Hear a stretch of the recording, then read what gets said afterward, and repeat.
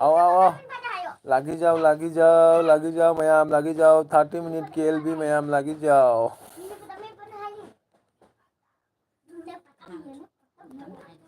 नहीं मोबाइल में बोलने आता हूँ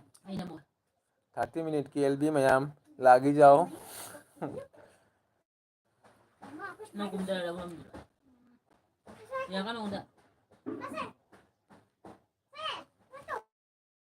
लाइव नहीं Nang saya dengan saja ay bilangkin man mo sa tukadra.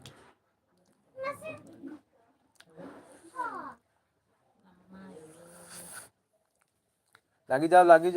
जाओ 30 मिनट KLB मैम लागी जाओ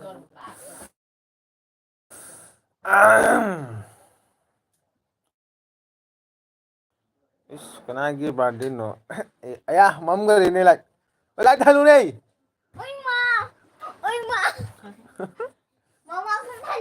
Anima welcome mas welcome like dan Anima welcome kena lagi birthday no egi chanu ki birthday की photo नहीं ma'am Pinky sister ला हाय तो अंगम ना comment उधर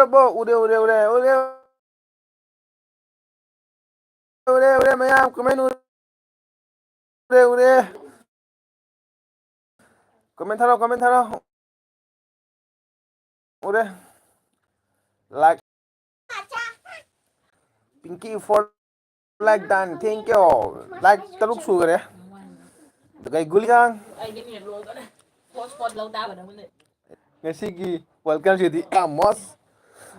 kayak mau tono lu jangan mama kita like dan update thank you mama welcome udah kayak di mana lah kibuki jadi di mana anh mà sẽ kỳ vào đấy mày à Pakang masak semua nó kigai Pakang ni nè like dan ada bro di mana kibu ki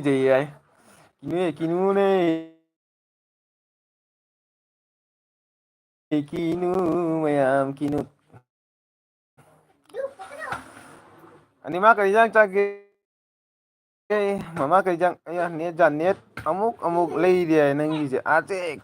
CMC aje KMC lah CMC lo aje sister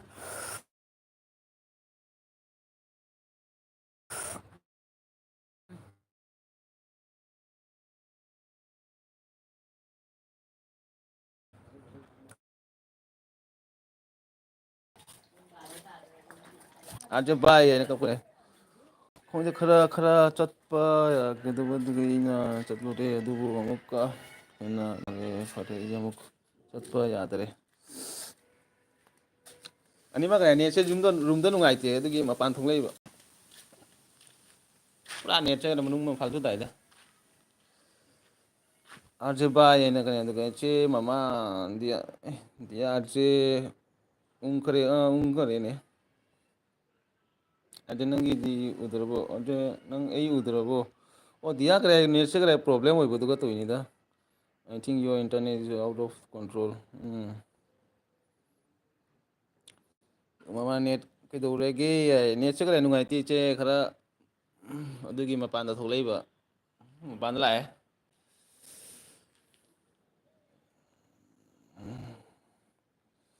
daga 7 like done arje thank you iche momita daga mama na kare ba arjene nungaite he ko arjene nungaite hoi je nungaite net se khara room da khara problem hoire du mapanda la daga ni mana hajikta yare hajikta yara mani daga ina kari mathel no iron ma chai anima iron ba nang kari jang cha ge ngasai di kari jang chai hangi hainakte daga dia sesna kare hoi anima duga gi ichu momita na ai chagi ko onni ko yang na chagi hoi che kare stop tom chau kai dei ngatang thai ngatang la loi salani da tom thari kare video so thanga tara bani na video ka thanga ning dare andang morak se andagi kare ngatang elbi to ga to ini mayam chak hi ge ko okay je chak cha ro Diana kare che momi che mamana kare iron ba hau bani arje hawi uri role uri ga alu ga ha ing mana lore mapana tholai ni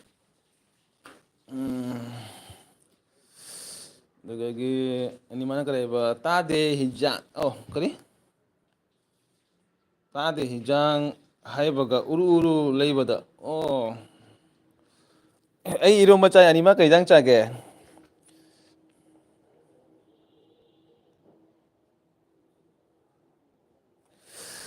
ani mana kare kari kai gi video hapning dirino ani ma khang lan gi kare manong kare matang siga video hamdang mana khara haparo khali ba nong ni matung da hap kai hoi cha bai ni na nuai tia hapning di che bem cha khubi nai e khubi e che bem cha lagi jao che mo mitana hai dia ani mana kare piana e ani mana che bem che bem sana ai mani ai kai mani gi video englu ba acha che bem sana ni mai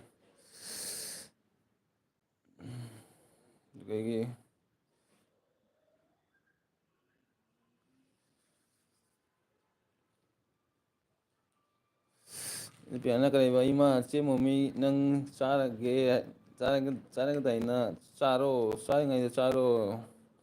pulani aduga doctor da yaunani amatta phajana chawai doctor da yauni hai mai je takil na arje hai che ani mana mani arje bro hai lagi jau che bem cha diana che bem cha arje like done thank you ke che romi che takil na like done thank you abis chahan na hai ai che romi na kare che takil che bem cha ai che takil na andhera ho re tu andhera ina sigi video best comment la kapning ke bet comment la kapning karim khan lu dai che myam comment la khoi su myam bet comment la che dan ama comment la ko karim khan Avinash Chauhan ने कुछ तो जवाब दो क्या जवाब दूं भाई बोलो कुछ बोलो ना पूछना है तो पूछो जवाब देने के लिए तैयार है चे बेम तना रोमी केमसी दुगै नंगम ना चे बेम करी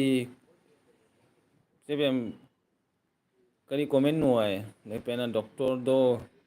यावगिनी फोन दना अमत्ता ज्ञान ताना चावाय फोन दना ज्ञान ताना चावाय दुगै बेम तना बिग डार्लिंग केमसी दुगै अविनाश चौहान करे अंधेरा हो रहा है हाँ अंधेरा हो गया थोड़ा मैं बाहर में हूँ इसलिए दुगगी मामाना चेक तखेला दुगै बियाना असेंग बैनी ने चे अनिमा सक फजाबदो पामी सक थी बसे लौजरो से सु हैना दुगगी रोमिना करेबा इरोलिया दुगै चे तखेलना काइदनो फमी दोय फमी लंबी करे खै करे कन तने मना तने आई यूट्यूब की गाड़ी तो यूट्यूब ते बिजा फंग गाड़ी तो चलेगा जैसी गानी फमी गेट बनाता फमगे मता मैम खरा फमगे या वारे फम को ना सोना फम बागी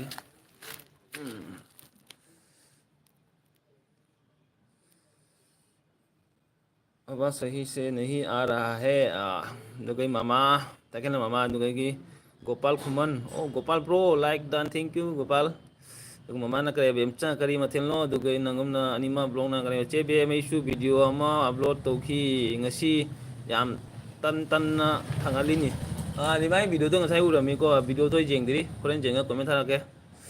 dugai diana करे ba romi kmc दुगई अविनेश चौहान ना करे ba सही से बोलो इतना जल्दी मत करो आए दुगई करे मामा ना करे ba che takel lay ai su ai दुगई मामा बेम से बेम चना करे ba हजिक मणिपुर की इरांग सिगा करी थोके हाइना लांगिनी हाइए कहीं थोकना लांगिनी है माई कमेंट कहीं ने मथक तो वन मखा तो वन लाइन कहीं तो इसे वो बेरा की लाइक मिनी सी दी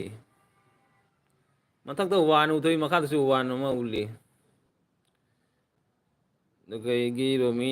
ꯑꯩ ꯁꯨꯃꯥꯏꯅ ꯅꯤꯛꯑꯦꯕꯣ ꯃꯄꯥꯟ ꯐꯝꯃꯤꯁꯦ ꯑꯗꯨꯒ ꯏꯆꯦ ꯔꯣꯃꯤꯅ ꯀꯔꯤꯕ ꯑꯥꯔꯖꯦ ꯅꯆꯦꯒꯤ ꯂꯥꯛꯄꯒꯤ ꯗꯛꯁꯤꯅꯥ ꯄꯤꯔꯨꯗꯅ ꯄꯤꯒꯦ ꯑꯗꯨꯗꯒꯤ ꯅꯦꯅꯥꯕꯤ ꯍꯥꯏ ꯅꯨꯡꯉꯥꯏꯔꯤꯕꯣ ꯍꯥꯏ ꯅꯨꯡꯉꯥꯏꯔꯤꯕꯣ ꯅꯨꯡꯉꯥꯏꯔꯤ ꯅꯦꯅꯥ ꯑꯗꯨꯒ ꯏꯆꯨꯝ ꯃꯇꯅ ꯆꯥꯒꯦ ꯃꯌꯥꯝ ꯇꯞꯅ ꯑꯗꯨꯒ ꯏꯆꯨꯝꯗꯅ ꯑꯩ ꯌꯦꯡꯗ꯭ꯔꯤ ꯅꯤꯃꯥ ꯑꯩꯁꯨ ꯌꯦꯡꯗ꯭ꯔꯤ ꯅꯤꯃꯥꯒꯤꯗꯣ ꯉꯁꯥꯏ ꯎꯔꯝꯃꯤ ꯅꯣꯇꯤꯐꯤꯀꯦꯁꯟ ꯂꯥꯛꯏ ऐसी है कार ओ कार अच्छा है क्या भाई देखो ये i20 है भाई i20 ꯑꯗꯨꯗꯒꯤ ꯏꯆꯦ ꯇꯈꯦꯜꯂꯒ ꯕꯤꯛ ꯊꯨꯝ ꯌꯥꯛꯄꯤ ꯌꯥꯏ ꯑꯗꯨꯗꯒꯤ ꯒꯣꯄꯥꯜꯅ ꯑꯥꯖꯦ ꯑꯩ ꯇꯨꯝꯃꯨꯔꯒꯦ ꯍꯣꯏ ꯒꯣꯄꯥꯜ ꯕ꯭ꯔꯣ ꯇꯨꯝꯃꯨꯔꯣ ꯀꯔꯤꯝ ꯀꯥꯏꯗꯦ ꯑꯩꯁꯨ ꯌꯥꯝ ꯀꯨꯏꯊꯥꯔꯣꯏ ꯉꯥꯛꯇꯪ ꯂꯩꯔ ꯂꯣꯏꯁꯤꯟꯗꯣꯔꯅꯤ ꯑꯗꯨꯒ ꯄꯦꯅꯥꯅ ꯐꯨꯟꯒꯅꯤꯅꯦ ꯇꯞꯅ ꯆꯥꯎꯅꯦ ꯍꯥꯏꯕ ꯆꯦ ꯃꯣꯃꯤ ꯗꯣꯛꯇꯔ ꯌꯧꯒꯅꯤ ꯍꯥꯏꯕ अविनेश चौहान नगर है सही शादीशुदा हो आप हाँ मैं शादीशुदा हूँ मेरा एक बच्चा भी है छोटा वाला एक लड़की है मेरा ꯑꯗꯨꯗꯒꯤ ꯑꯪꯒꯣꯝꯅ ꯀꯔꯦꯕ ꯆꯦ ꯕꯦꯝ ꯑꯩꯁꯨ ꯁꯣꯏꯗꯔꯦ ꯌꯥꯏ ꯑꯩꯁꯨ ꯁꯣꯏꯗꯔꯦ ꯌꯥꯏ ꯑꯗꯨꯒ ꯑꯩ ꯔꯣꯃꯤꯅ ꯀꯔꯗꯤꯌꯥ ꯏꯔꯣꯟꯕ ꯍꯥꯏ ꯑꯗꯨꯒ ꯏꯆꯦ ꯃꯦꯝꯇꯅ ꯕꯦꯠ ꯀꯣꯃꯦꯟ ꯄꯤꯔꯒꯁꯨ ꯃꯤꯇꯩ ꯃꯆꯥꯅꯤ ꯌꯥꯝ ꯁꯥꯎꯅꯤꯡꯉꯤ ꯌꯥꯏ ꯃꯤꯇꯩ ꯃꯆꯥꯅꯅꯤ ꯀꯣꯃꯦꯟ ꯄꯤꯗ꯭ꯔꯗꯤ ꯀꯅꯥꯅ ꯄꯤꯗꯣꯏꯅꯣꯅꯦ ꯕꯦꯠ ꯀꯣꯃꯦꯟꯁꯤꯕꯨ ꯑꯗꯨꯒ ꯑꯩ ꯃꯅꯤꯄꯨꯔꯅ ꯆꯣꯝꯃꯥꯏꯅ ꯂꯥꯟ ꯌꯥꯎꯔꯨꯆꯣ ꯏꯅꯥꯎ ꯅꯃꯥꯏꯗꯣ ꯏꯀꯥꯏꯗꯔꯣ ꯏꯁ ꯅꯩꯔꯦꯕꯣ ꯍꯣꯏ ꯂꯥꯟ ꯌꯥꯎꯔꯛꯀꯦ ꯑꯁꯥꯝꯗꯤ ꯄꯥꯏꯔꯒꯦ ꯅꯈꯣ ꯂꯩꯔꯝꯃꯣ ꯑꯩ ꯂꯥꯛꯀꯦ ꯂꯥꯟ ꯌꯥꯎꯕ ꯂꯥꯛꯀꯦ ꯅꯈꯣ ꯂꯩꯔꯝꯃꯣ ꯅꯣꯡꯃꯩꯒ ꯔꯦꯗꯤ ꯇꯧ ꯊꯝꯃꯝꯃꯣ ꯑꯩ ꯂꯥꯛꯀꯦ ꯅꯈꯣ ꯑꯗꯨꯒ ꯏꯆꯦ ꯑꯃꯇꯅ ꯆꯦ ꯃꯃꯥ ꯁꯣꯏꯕꯨꯝ ꯏꯔꯣꯟꯕ ꯑꯗꯨꯗꯒꯤ ꯆꯦ ꯕꯦꯝ ꯑꯩꯒꯤꯁꯨ ꯁꯣꯏꯗꯔꯦ ꯑꯗꯨꯒ ꯄꯦꯅꯥꯅ ꯀꯣꯃꯦꯟ ꯀꯥꯀꯟꯗꯨ ꯑꯃꯅ ꯑꯥꯔꯖꯦ ꯒꯥꯔꯤ ꯅꯠꯇꯦ ꯒꯥꯔꯤꯗꯒꯤ ꯍꯦꯟꯅ ꯑꯆꯧꯕ ꯊꯕꯛ ꯇꯧꯕ ꯉꯝꯃꯣ ꯑꯥꯔꯖꯦ ꯍꯣꯏ ꯏꯆꯦ ꯃꯃꯥ ꯑꯗꯨꯒ ꯏꯃꯥꯅ ꯀꯔꯤ ꯍꯥꯏꯕ ꯆꯦ ꯕꯦꯝ ꯅꯨꯡꯗꯤ ꯅꯨꯡꯉꯥꯏꯇꯦ ꯍꯥꯏ ꯏꯆꯦ ꯕꯦꯝꯆꯥꯅ ꯀꯔꯤ ꯍꯥꯏꯕ ꯑꯩꯈꯣꯏꯒꯤꯁꯨ ꯇꯧꯔꯤ ꯏꯄꯥ ꯑꯗꯨꯃꯥꯏꯅ ꯂꯥꯏꯛ ꯃꯁꯤꯡꯗꯣ ꯍꯥꯏ ꯃꯈꯥꯗ ꯑꯃ ꯂꯩ ꯑꯗꯨꯗꯒꯤ ꯃꯊꯛꯇ ꯑꯃ ꯃꯈꯥꯗ ꯑꯃ ꯂꯥꯏꯛ ꯑꯃ ꯂꯩ ꯅꯣꯏꯒꯤꯗꯤ ꯕꯦꯠ ꯀꯣꯃꯦꯟꯇꯁꯨ ꯂꯥꯛꯏ ꯑꯩꯒꯤꯗꯤ ꯌꯦꯡꯐꯧ ꯌꯦꯡꯕꯤꯗꯦ ꯍꯥꯏ ꯑꯥꯔꯖꯦ ꯀꯔꯤ ꯃꯊꯦꯜ ꯏꯔꯣꯟꯕ ꯆꯥꯏ ꯏꯆꯦ ꯔꯣꯃꯤ ꯑꯗꯨꯗꯒꯤ ꯑꯅꯤꯃꯥꯅ ꯀꯔꯤꯕ ꯆꯦ ꯇꯈꯦꯜ ꯌꯦꯡꯂꯨꯗꯨꯗꯤ ꯀꯔꯤ ꯌꯦꯡꯉꯨꯂꯨꯗꯨꯗꯤ ꯑꯗꯨꯒ ꯃꯃꯥꯅ ꯀꯔꯤ ꯕꯦꯝꯆꯥ ꯁꯣꯏꯕꯨꯝ ꯍꯥꯎꯕꯅꯤꯀꯣ ꯑꯗꯨꯒ ꯄꯦꯅꯥꯅ ꯍꯣ ꯆꯦ ꯑꯅꯤꯃ ꯀꯔꯤ ꯍꯤꯟꯖꯥꯡ ꯆꯥꯒꯦ ꯍꯥꯏꯕ ꯑꯗꯨꯒ ꯏꯆꯦ ꯇꯈꯦꯜꯅ ꯅꯤꯃꯥ ꯅꯪꯕꯨꯗꯤ ꯌꯦꯡꯉꯤꯅꯦ ꯌꯦꯡꯉꯤꯅꯦ ꯍꯥꯏꯔ ꯑꯗꯨꯒ ꯑꯅꯤꯃꯅ ꯀꯔꯤꯕ ꯆꯦ ꯕꯦꯝ ꯃꯅꯤꯄꯨꯔ ꯏꯔꯥꯡꯒꯤ ꯃꯇꯥꯡꯗ ꯉꯥꯡꯂꯛꯑꯣ ꯍꯥꯏ ꯑꯗꯨꯒ ꯑꯅꯤꯃꯥꯅ ꯀꯔꯤꯕ ꯄꯤꯌꯥꯅ ꯑꯗꯨꯒ ꯏꯆꯦ ꯕꯦꯝꯆꯥꯅ ꯅꯨꯡꯉꯥꯏꯇꯦ ꯑꯩꯈꯣꯏꯁꯨ ꯑꯗꯨ ꯂꯥꯟ ꯇꯧꯅ ꯂꯩꯒ꯭ꯔꯣ ꯃꯇꯥꯡꯒꯤꯅꯤ ꯃꯅꯤꯄꯨꯔꯒꯤ ꯂꯥꯟ ꯉꯥꯛꯄ ꯆꯠꯄꯅ ꯐꯒꯗ꯭ꯔꯥ ꯈꯪꯗꯔꯦ ꯑꯗꯨꯒ ꯄꯤꯌꯥꯅ ꯔꯥꯠ ꯀꯣ ꯀ꯭ꯌꯥ ꯈꯥꯌꯥ ꯗꯤꯅꯔ ꯀꯣ ꯍꯥꯏ ꯀꯅꯥꯗꯅꯣ ꯍꯪꯉꯤꯁꯦ ꯃꯥꯕꯨ ꯊꯣꯏꯁꯅꯥꯁꯨ ꯂꯥꯛꯑꯦ ꯊꯦꯡꯀ꯭ꯌꯨ ꯊꯣꯏꯁꯅꯥ ꯂꯥꯛꯄꯒꯤꯗꯃꯛꯇ ꯁ꯭ꯄꯤꯀꯤꯡ ꯗ ꯕ꯭ꯔꯣꯀꯤꯡ ꯍꯤꯟꯗꯤ ꯍꯥꯏ ꯑꯗꯨꯗꯒꯤ ꯊꯣꯏꯁꯅꯥ ꯂꯥꯏꯛ ꯗꯟ ꯑꯗꯨꯒ ꯑꯩꯉꯣꯟꯗ ꯄꯤꯌꯥꯅꯥ ꯍꯥꯏ ꯑꯗꯨꯒ ꯃꯃꯥꯅ ꯄꯤꯌꯥꯅꯥ ꯂꯥꯏꯔꯤꯛ ꯄꯥꯕ ꯂꯣꯏꯔꯕꯣ ꯍꯥꯏ ꯍꯥꯎ ꯍꯥꯏ ꯑꯗꯨꯗꯒꯤ ꯔꯣꯃꯤꯅ ꯆꯦ ꯇꯈꯦꯜꯒꯤ ꯑꯦꯜꯕꯤ ꯉꯁꯥꯏꯗꯤ ꯑꯃꯠꯇ ꯌꯥꯎꯍꯧꯗꯔꯦ ꯊꯕꯛ ꯑꯃ ꯆꯠꯂꯨꯕ ꯍꯣꯏ ꯂꯣꯏꯔꯦ ꯍꯌꯦꯡ ꯄꯥꯔꯅꯤ ꯍꯥꯏ ꯑꯗꯨꯒ ꯏꯆꯦ ꯕꯦꯝꯆꯥꯅ ꯀꯔꯤꯕ ꯅꯣꯡꯃꯩ ꯄꯤꯔꯣ ꯊꯥꯡ ꯄꯤꯔꯣ ꯈꯨꯠꯂꯥꯏ ꯄꯤꯔꯣ ꯂꯥꯟ ꯆꯠꯂꯒꯦ ꯊꯥꯡ ꯄꯥꯏꯔ ꯀꯩꯗꯧꯗꯣꯏꯒꯦꯁꯦ ꯃꯊꯛꯇꯤ ꯅꯣꯡꯃꯩ ꯀꯥꯞꯁꯤꯜꯂꯒ ꯅꯪ ꯊꯥꯡꯅ ꯀꯩꯗꯧꯗꯣꯏꯒꯦ ꯑꯗꯨꯒ ꯑꯆꯨꯝꯕꯅ 30 ꯂꯥꯏꯛ ꯗꯟ ꯊꯦꯡꯀ꯭ꯌꯨ ꯑꯆꯨꯝꯕ ꯏꯆꯦ ꯑꯗꯨꯒ ꯄꯤꯌꯥꯅ ꯏꯆꯦ ꯑꯅꯤꯃ ꯅꯪ ꯍꯦꯡ ꯍꯥꯏꯔꯛꯑꯣ ꯍꯥꯏꯕꯅꯤ ꯑꯅꯤꯃ ꯅꯪ ꯍꯤꯟꯖꯥꯡ ꯍꯥꯏꯔꯛꯑꯣ ꯍꯥꯏꯕꯅꯤ ꯑꯠꯆꯥ ꯑꯗꯨꯒ ꯑꯅꯤꯃꯥꯅ ꯄꯤꯌꯥꯅ ꯇꯣꯉꯥ ꯀꯥꯟꯖꯤ ꯇꯣꯉꯥ ꯀꯥꯟꯖꯤ ꯌꯥꯝ ꯆꯥꯕꯅꯤ ꯑꯅꯤꯃꯥꯗꯤ ꯇꯣꯉꯥ ꯀꯥꯟꯖꯤ ꯌꯥꯝ ꯍꯥꯎꯏ ꯍꯥꯏꯕꯅꯤ ꯑꯗꯨꯗꯒꯤ ꯏꯆꯦ ꯇꯈꯦꯜꯅ ꯔꯣꯃꯤ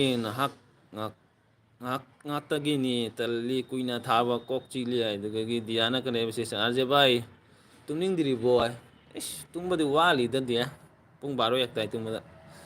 ꯆꯦ ꯑꯗꯨꯒ ꯄꯤꯌꯥꯅ ꯀꯔꯤ ꯍꯥꯏꯕ ꯆꯦ ꯑꯅꯤꯃꯥ ꯅꯪ ꯑꯦꯜꯕꯤ ꯊꯥꯕ ꯎꯗꯦ kay kari wai kari dowrobai kay dowrobai ba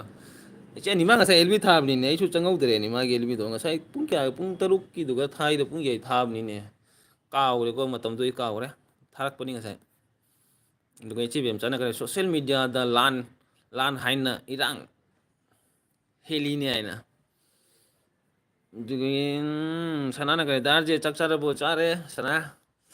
iru ma nang ni chara bo du mama na kare piana nang na LB jauri se noi gi mama papa na saudro piana ai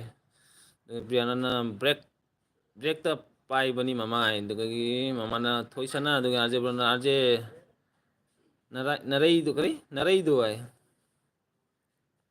ei mi lai gi mi lai duga ni mana kare ba piana ai handak thabak kalli LB mafam marang khang dare duga piana ai yam thabak chili mama sum break ta pai bani aduga mama oina kesum saude ai mama oina kesum saude ai duga thoi sana ma ai Ai mobile phone chali na. kari gi laming lai mu thatu no Satu yang mina pun darah. Ai mobile phone ro. na ko loy dure loy mu thatu ni Ai mobile phone ro. pu ga ra se pu gro Yung doy ka niya. Oh, ada ro. Papa pizza na naman sa lagi. Pizza na pizza na. duga kare ba na thon thum se papa comment pa ga jang ta और को थम के दिमाग तक अब रोटी आता तू को agare mama duga iche takel na khang dire da piana se khoi konbada chahi 60 suba oram duri ai khoi na khang da chahi 60 suba oram dore oram doi rai duga iche bem chana yupa imung da chatlo room haurani imung da ne nungai ti je doi tama tama pan thok lei ba la khang duga anuska na kare ba arte chak char bo chare anuska sister nan char bo ni ne takhel nang ai duga gi anuska na mayam puno ma khorom jari diana kuki nupi ama thoglak le handakti thari kupi man mi ama phoning bana masak to ubadai duga gi konse romina kare ba arte nang nupi ro nangi nupi ro jiki do ai gi nupi ni duga piana che hi 60 di khoi babani ai मुझे नहीं बेया मुझे आज lighting gare me em light thal cha kare hello salam dai da lok utak kani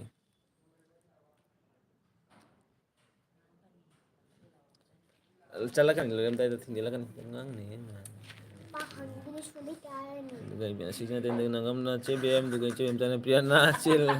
lasta tamo ram duro bani tu me am jana bi noi jeng du Jangan lupa nih. Tabo nó hai tàu rồi mày em hai mình nêu hai tàu rồi hai tàu rồi hai tàu rồi hai tàu rồi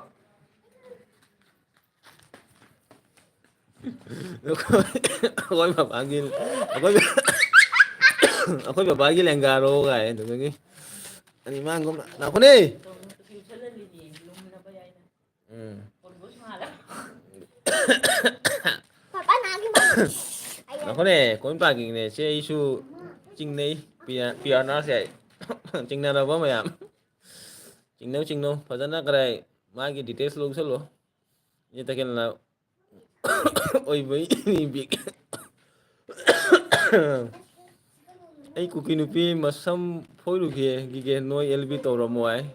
piano what do you many means why were you all suspicion I means why I am telling the truth I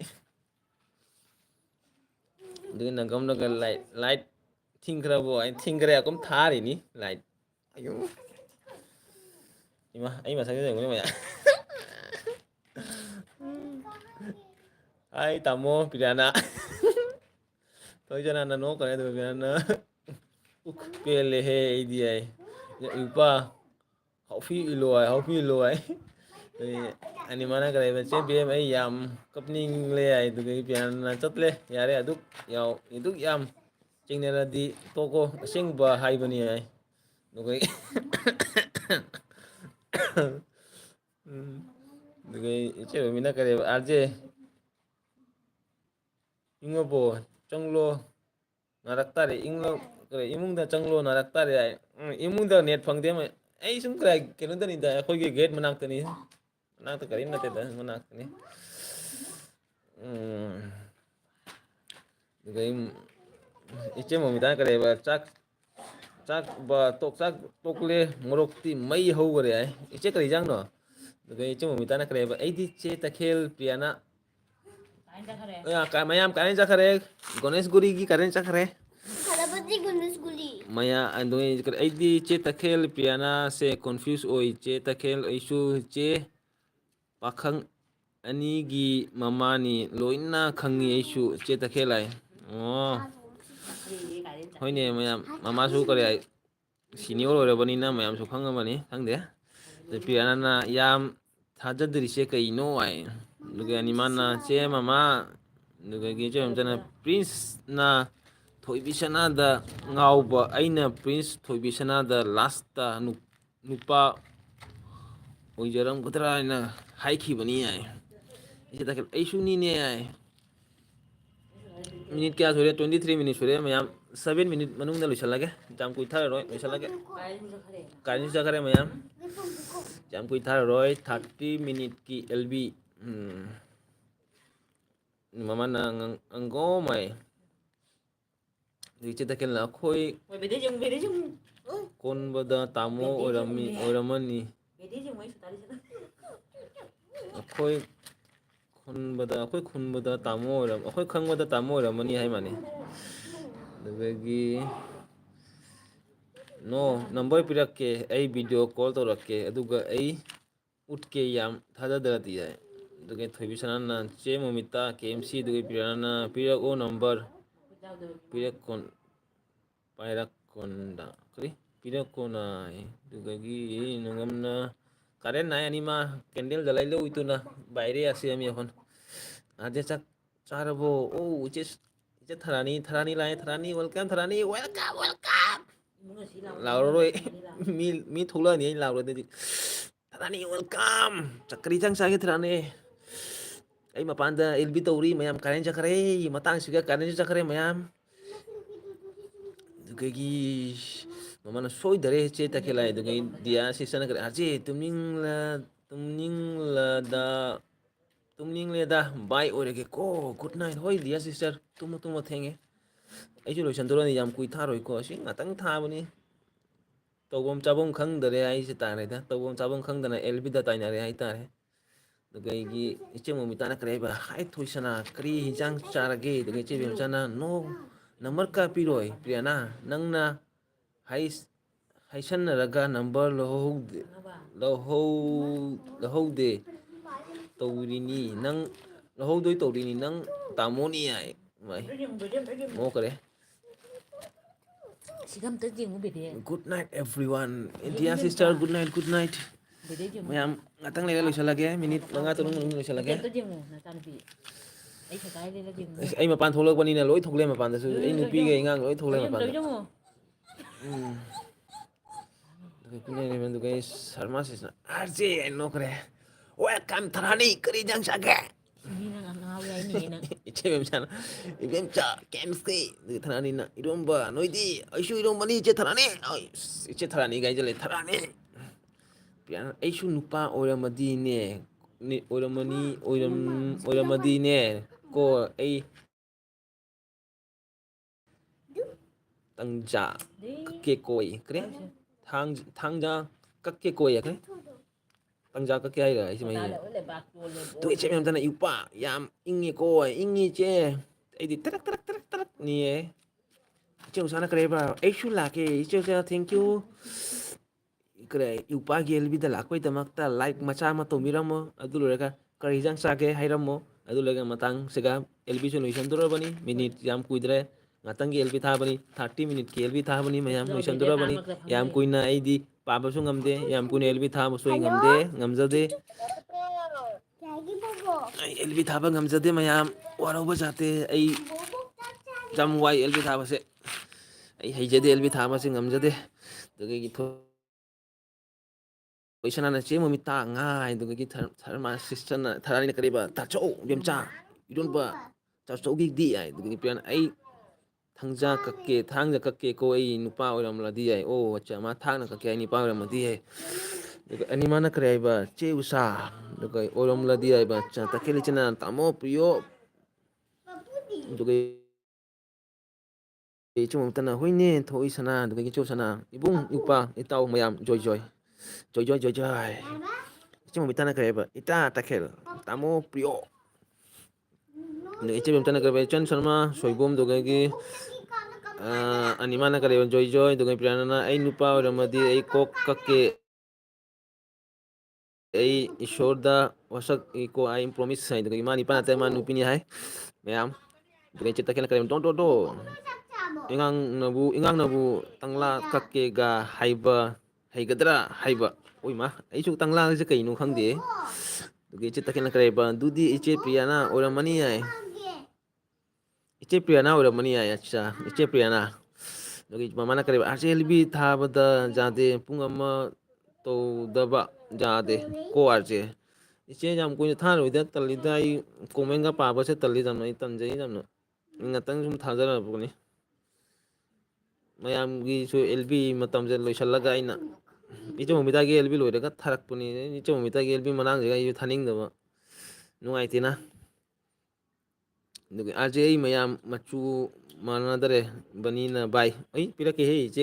ꯏꯆꯦ ꯔꯣꯃꯤ ꯀꯩꯅꯣꯅꯦ ꯃꯆꯨ ꯄꯤꯕꯕꯨ ꯇꯣꯛ ꯂꯥꯎ ꯄꯤꯁꯜꯂꯒꯦ ꯃꯆꯨꯁꯤꯅ ꯍꯣ ꯄꯤꯔꯕꯅꯤ ꯏꯆꯦ ꯔꯣꯃꯤ ꯄꯤꯔꯕꯅꯤ ꯅꯅꯥꯎꯅ ꯄꯤꯈ꯭ꯔꯕꯅꯤ ꯅꯉꯣꯟꯗ ꯀꯗꯥꯏ jacket ꯂꯤꯠꯁꯜꯂꯛꯑꯕꯅꯤ ꯏꯪꯊꯝꯊꯥꯁꯤꯒ ꯏꯪꯕꯅꯤꯅ jacket ꯂꯤꯠꯁꯜꯂꯛꯑꯒꯦ ꯑꯣ ꯑꯅꯤꯃꯥꯁꯨ ꯂꯩꯇꯦꯅꯦ ꯑꯅꯤꯃꯥꯗꯁꯨ ꯄꯤꯒꯦꯍꯦ ꯑꯩꯒꯤ ꯏꯆꯟꯗ ꯄꯤꯒꯦ ꯗꯥꯛ ꯂꯥꯎ ꯄꯤꯁꯜꯂꯒꯦ ꯆꯠꯈꯤꯔꯣꯏꯗ꯭ꯔꯣ ꯆꯠꯂꯝꯒꯅꯣ ꯑꯩ ꯂꯥꯛꯀꯦꯁꯦ ꯑꯩ ꯂꯣꯏꯁꯟꯗꯣꯔꯦ ꯑꯦꯜꯕꯤ ꯂꯣꯏꯗꯣꯔꯕꯅꯤ ꯌꯥꯝ ꯀꯨꯏꯔꯔꯣꯏ ꯑꯗꯨꯒ ꯄꯤꯌꯥꯅ ꯅꯣꯡꯃ ꯂꯥꯏꯚ ꯇꯧꯔꯣ ꯍꯥꯏ ꯍꯠꯆꯥ ꯊꯥꯔꯥꯅꯤ ꯀꯔꯤ ꯑꯥꯔꯖꯦꯁꯦ ꯅꯁꯤꯝ ꯃꯑꯣꯡ ꯑꯃꯅꯤꯀꯣ ꯑꯩꯁ ꯅꯩꯊꯔꯦꯍꯦ ꯎ ꯂꯥ ꯂꯥ ꯂꯥ ꯂꯥ ꯎ ꯂꯥ ꯂꯥ ꯂꯥ ꯂꯥ ꯏꯆꯦ ꯕꯦꯝꯆꯥꯅ ꯄ꯭ꯔꯤꯌꯥꯅ ꯃꯥꯔꯇꯨꯜ ꯆꯥꯒꯦꯔꯣ ꯀꯔꯤ ꯋꯥꯔꯤꯅꯣ ꯆꯦ ꯇꯈꯦꯜ ꯈꯪꯗꯦ ꯀꯔꯤ ꯋꯥꯔꯤꯅꯣ ꯄ꯭ꯔꯤꯌꯥꯅꯥꯒꯤ ꯋꯥꯔꯤꯅꯤ ꯅꯤꯄꯥꯔ ꯅꯨꯄꯤꯗ ꯍꯪꯉꯤꯅꯤ ꯃꯌꯥꯝ ꯑꯗꯨꯗꯩ ꯑꯅꯤꯃꯥꯅ ꯀꯔꯤ ꯍꯥꯏꯕ ꯄ꯭ꯔꯤꯌꯥꯅ ꯅꯣꯡꯃ ꯂꯥꯏꯚ ꯇꯧꯔꯛꯂꯣ ꯑꯗꯨꯒ ꯄ꯭ꯔꯤꯌꯥꯅ ꯑꯩ ꯁꯥꯞꯇꯣ ꯁꯨꯗ꯭ꯔꯤꯍꯦ ꯀꯃꯥꯏꯅ ꯇꯧꯗꯣꯏꯅꯣ ꯍꯥꯏꯕꯤꯔꯛꯑꯣ ꯍꯥꯏ ꯑꯗꯨꯒ ꯑꯅꯤꯃꯥꯅ ꯀꯔꯤꯕ ꯁꯨꯍꯜꯂꯣ ꯍꯥꯏ ꯑꯗꯨꯒ ꯏꯆꯦ ꯎꯁꯥꯅ ꯀꯔꯤꯕ ꯔꯣꯃꯤ ꯉꯥꯏꯈꯣꯅꯦ ꯑꯩꯒꯤꯁꯦ ꯄꯤꯒꯦꯅꯦ ꯑꯩꯒꯤꯁꯦ ꯄꯤꯒꯦꯅꯦ ꯄꯤꯈ꯭ꯔꯦ ꯏꯆꯦ ꯎꯆꯥ ꯖꯦꯀꯦꯠ ꯂꯤꯠꯁꯜꯂꯛꯑꯕꯅꯤ ꯍꯣꯏ ꯑꯩ ꯎꯠꯀꯦꯁꯦ ꯅꯣꯏ ꯌꯥꯝ ꯊꯥꯖꯗ꯭ꯔꯕꯅꯤꯅ ꯁꯥꯎꯈ꯭ꯔꯦ ꯏꯆꯦ ꯕꯦꯝꯆꯥꯅ ꯅꯦꯅꯦ ꯄ꯭ꯔꯤꯌꯥꯅ ꯀꯦ ꯑꯦꯝ ꯁꯤ ꯍꯥꯏ ꯏꯆꯦ ꯎꯆꯥꯅ ꯄ꯭ꯔꯤꯌꯥꯅ ꯑꯗꯨꯒ ꯊꯣꯏꯁꯅꯥꯅ ꯗꯥ ꯀꯦ ꯑꯦꯝ ꯁꯤ ꯑꯩ ꯏꯔꯝꯕꯆꯥꯏ ꯊꯨꯕꯤꯁꯅ ꯀꯔꯤꯗꯪ ꯆꯒꯦ ꯑꯗꯨꯒꯤ ꯃꯃꯥꯅ ꯀꯔꯤ ꯄ꯭ꯔꯤꯌꯥꯅ ꯅꯨꯄꯥꯗꯤ ꯅꯠꯇꯦ ꯅꯨꯄꯤꯅꯤ ꯆꯦ ꯇꯈꯦꯜ ꯍꯥꯏ ꯑꯗꯨꯗꯒꯤ ꯑꯅꯤꯃꯥꯅ ꯀꯔꯤ ꯍꯥꯏꯕ ꯄ꯭ꯔꯤꯌꯥꯅꯅ ꯂꯥꯏꯚ ꯇꯧꯔꯛꯄ ꯉꯥꯏꯅꯤꯀꯣ ꯍꯥꯏ ꯑꯗꯨꯗꯒꯤ ꯏꯆꯦ ꯎꯁꯥꯅ ꯀꯔꯤ ꯍꯥꯏꯕ ꯅꯤꯃꯥ ꯀꯦꯝꯁꯤ ꯑꯗꯨꯒ ꯏꯆꯦ ꯃꯨꯃꯤꯠꯇꯅ ꯄ꯭ꯔꯤꯌꯥꯅ ꯑꯗꯨꯒ ꯄ꯭ꯔꯤꯌꯥꯅꯅ ꯍꯥꯏꯔꯛꯑꯣ ꯑꯩ ꯇꯥꯔꯤ ꯍꯥꯏ ꯑꯗꯨꯗꯒꯤ ꯏꯆꯦ ꯎꯁꯥꯅ 14 ꯂꯥꯏꯛ ꯊꯦꯡꯀ꯭ꯌꯨ ꯑꯗꯨꯗꯒꯤ ꯏꯆꯦ ꯑꯅꯤꯃꯥꯅ ꯆꯦ ꯎꯁꯥ ꯑꯗꯨꯗꯒꯤ ꯃꯃꯤꯇꯥ ꯃꯃꯥꯅ ꯀꯔꯤ ꯍꯥꯏꯕ ꯍꯣꯏ ꯆꯨꯝꯃꯤ ꯑꯥꯔꯁꯦ ꯑꯗꯨꯒ ꯏꯆꯦ ꯎꯁꯥꯅ ꯍꯥꯏ ꯑꯗꯨꯒ ꯏꯆꯦ ꯎꯁꯥꯅ ꯆꯨꯁꯃꯥ ꯍꯥꯞꯆꯟꯈ꯭ꯔꯦ ꯑꯗꯨꯒ ꯔꯣꯃꯤꯅ ꯀꯔꯤ ꯍꯣꯏ ꯌꯨꯄꯥ ꯊꯦꯡꯀ꯭ꯌꯨ ꯄꯤꯔꯛꯕꯅꯤ ꯑꯗꯨꯒ ꯑꯅꯤꯃꯥꯗꯁꯨ ꯕ꯭ꯂꯨ ꯄꯤꯈ꯭ꯔꯕꯅꯤ ꯑꯣꯏ ꯃꯥ ꯍꯥꯏ ꯑꯗꯨꯒꯤ ꯏꯆꯦ ꯃꯣꯃꯤꯇꯥꯅ ꯍꯥꯏ ꯎꯁꯥ ꯀꯦꯝꯁꯤ ꯑꯗꯨꯒ ꯄ꯭ꯔꯤꯌꯥꯅ ꯍꯥꯏꯔꯛꯑꯣ ꯏꯆꯦ ꯃꯣꯃꯤ ꯌꯥꯝ ꯁꯥꯎꯅꯤꯡꯉꯦ ꯍꯥꯏ ꯑꯗꯨꯗꯒꯤ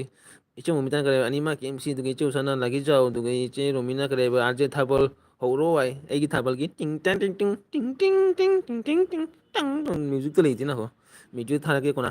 ꯀꯔꯦꯟꯁꯨ ꯂꯩꯇꯦ ꯃꯝꯃꯦ ꯀꯔꯦꯟ ꯆꯠꯈ꯭ꯔꯦ ꯃꯌꯥꯝ ꯃꯇꯥꯡ ꯑꯁꯤꯒꯁꯨ ꯀꯥꯔꯦꯟ ꯃꯥꯡꯈ꯭ꯔꯦ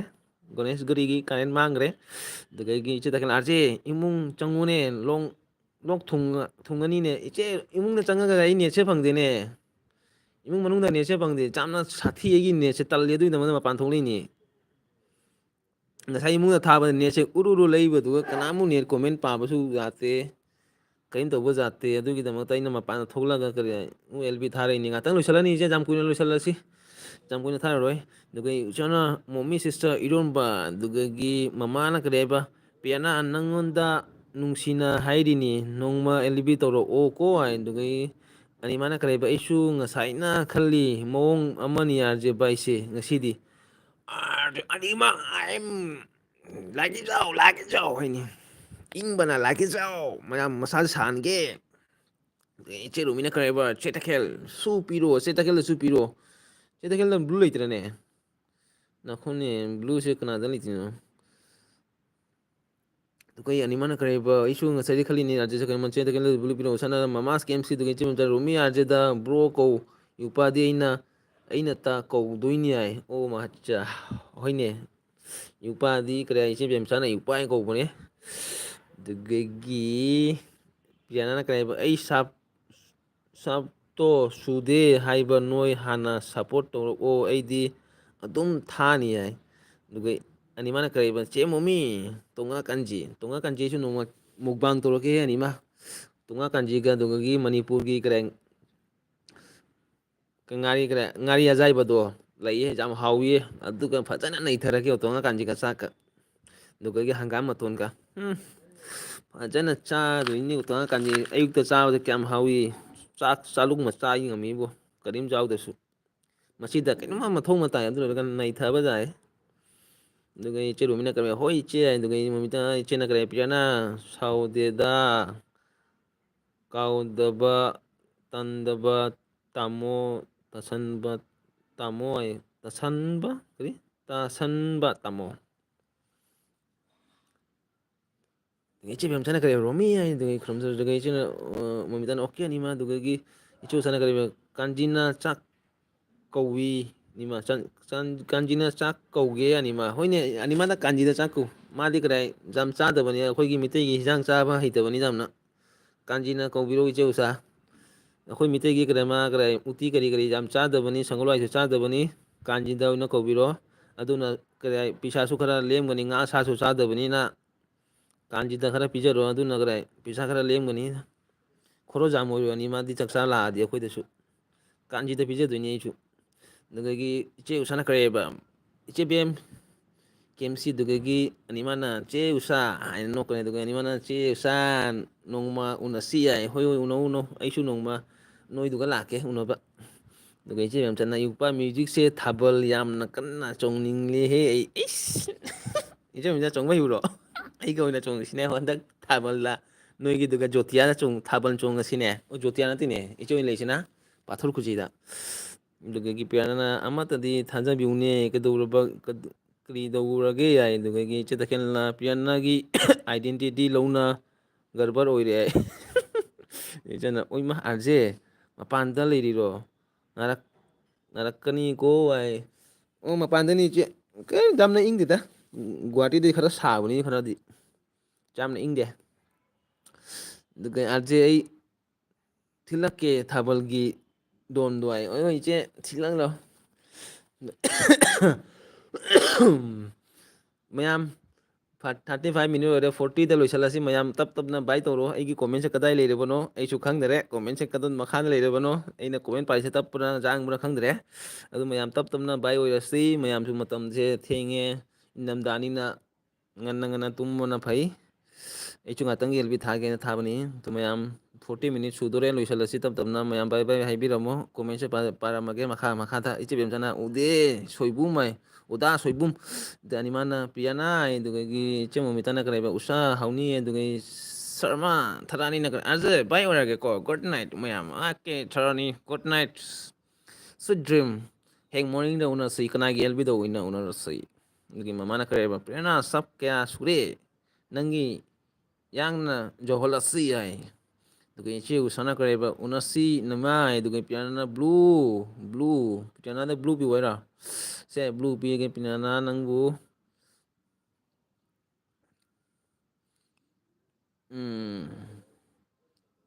duga gi che mjani upa kambal in lone kai di kambal ni che lambi che kambal ge 90 guli ge le ni che da sa ni guli je kai kai lai no khang dine chu sanai ba hoi ne momi sister duga piana only 25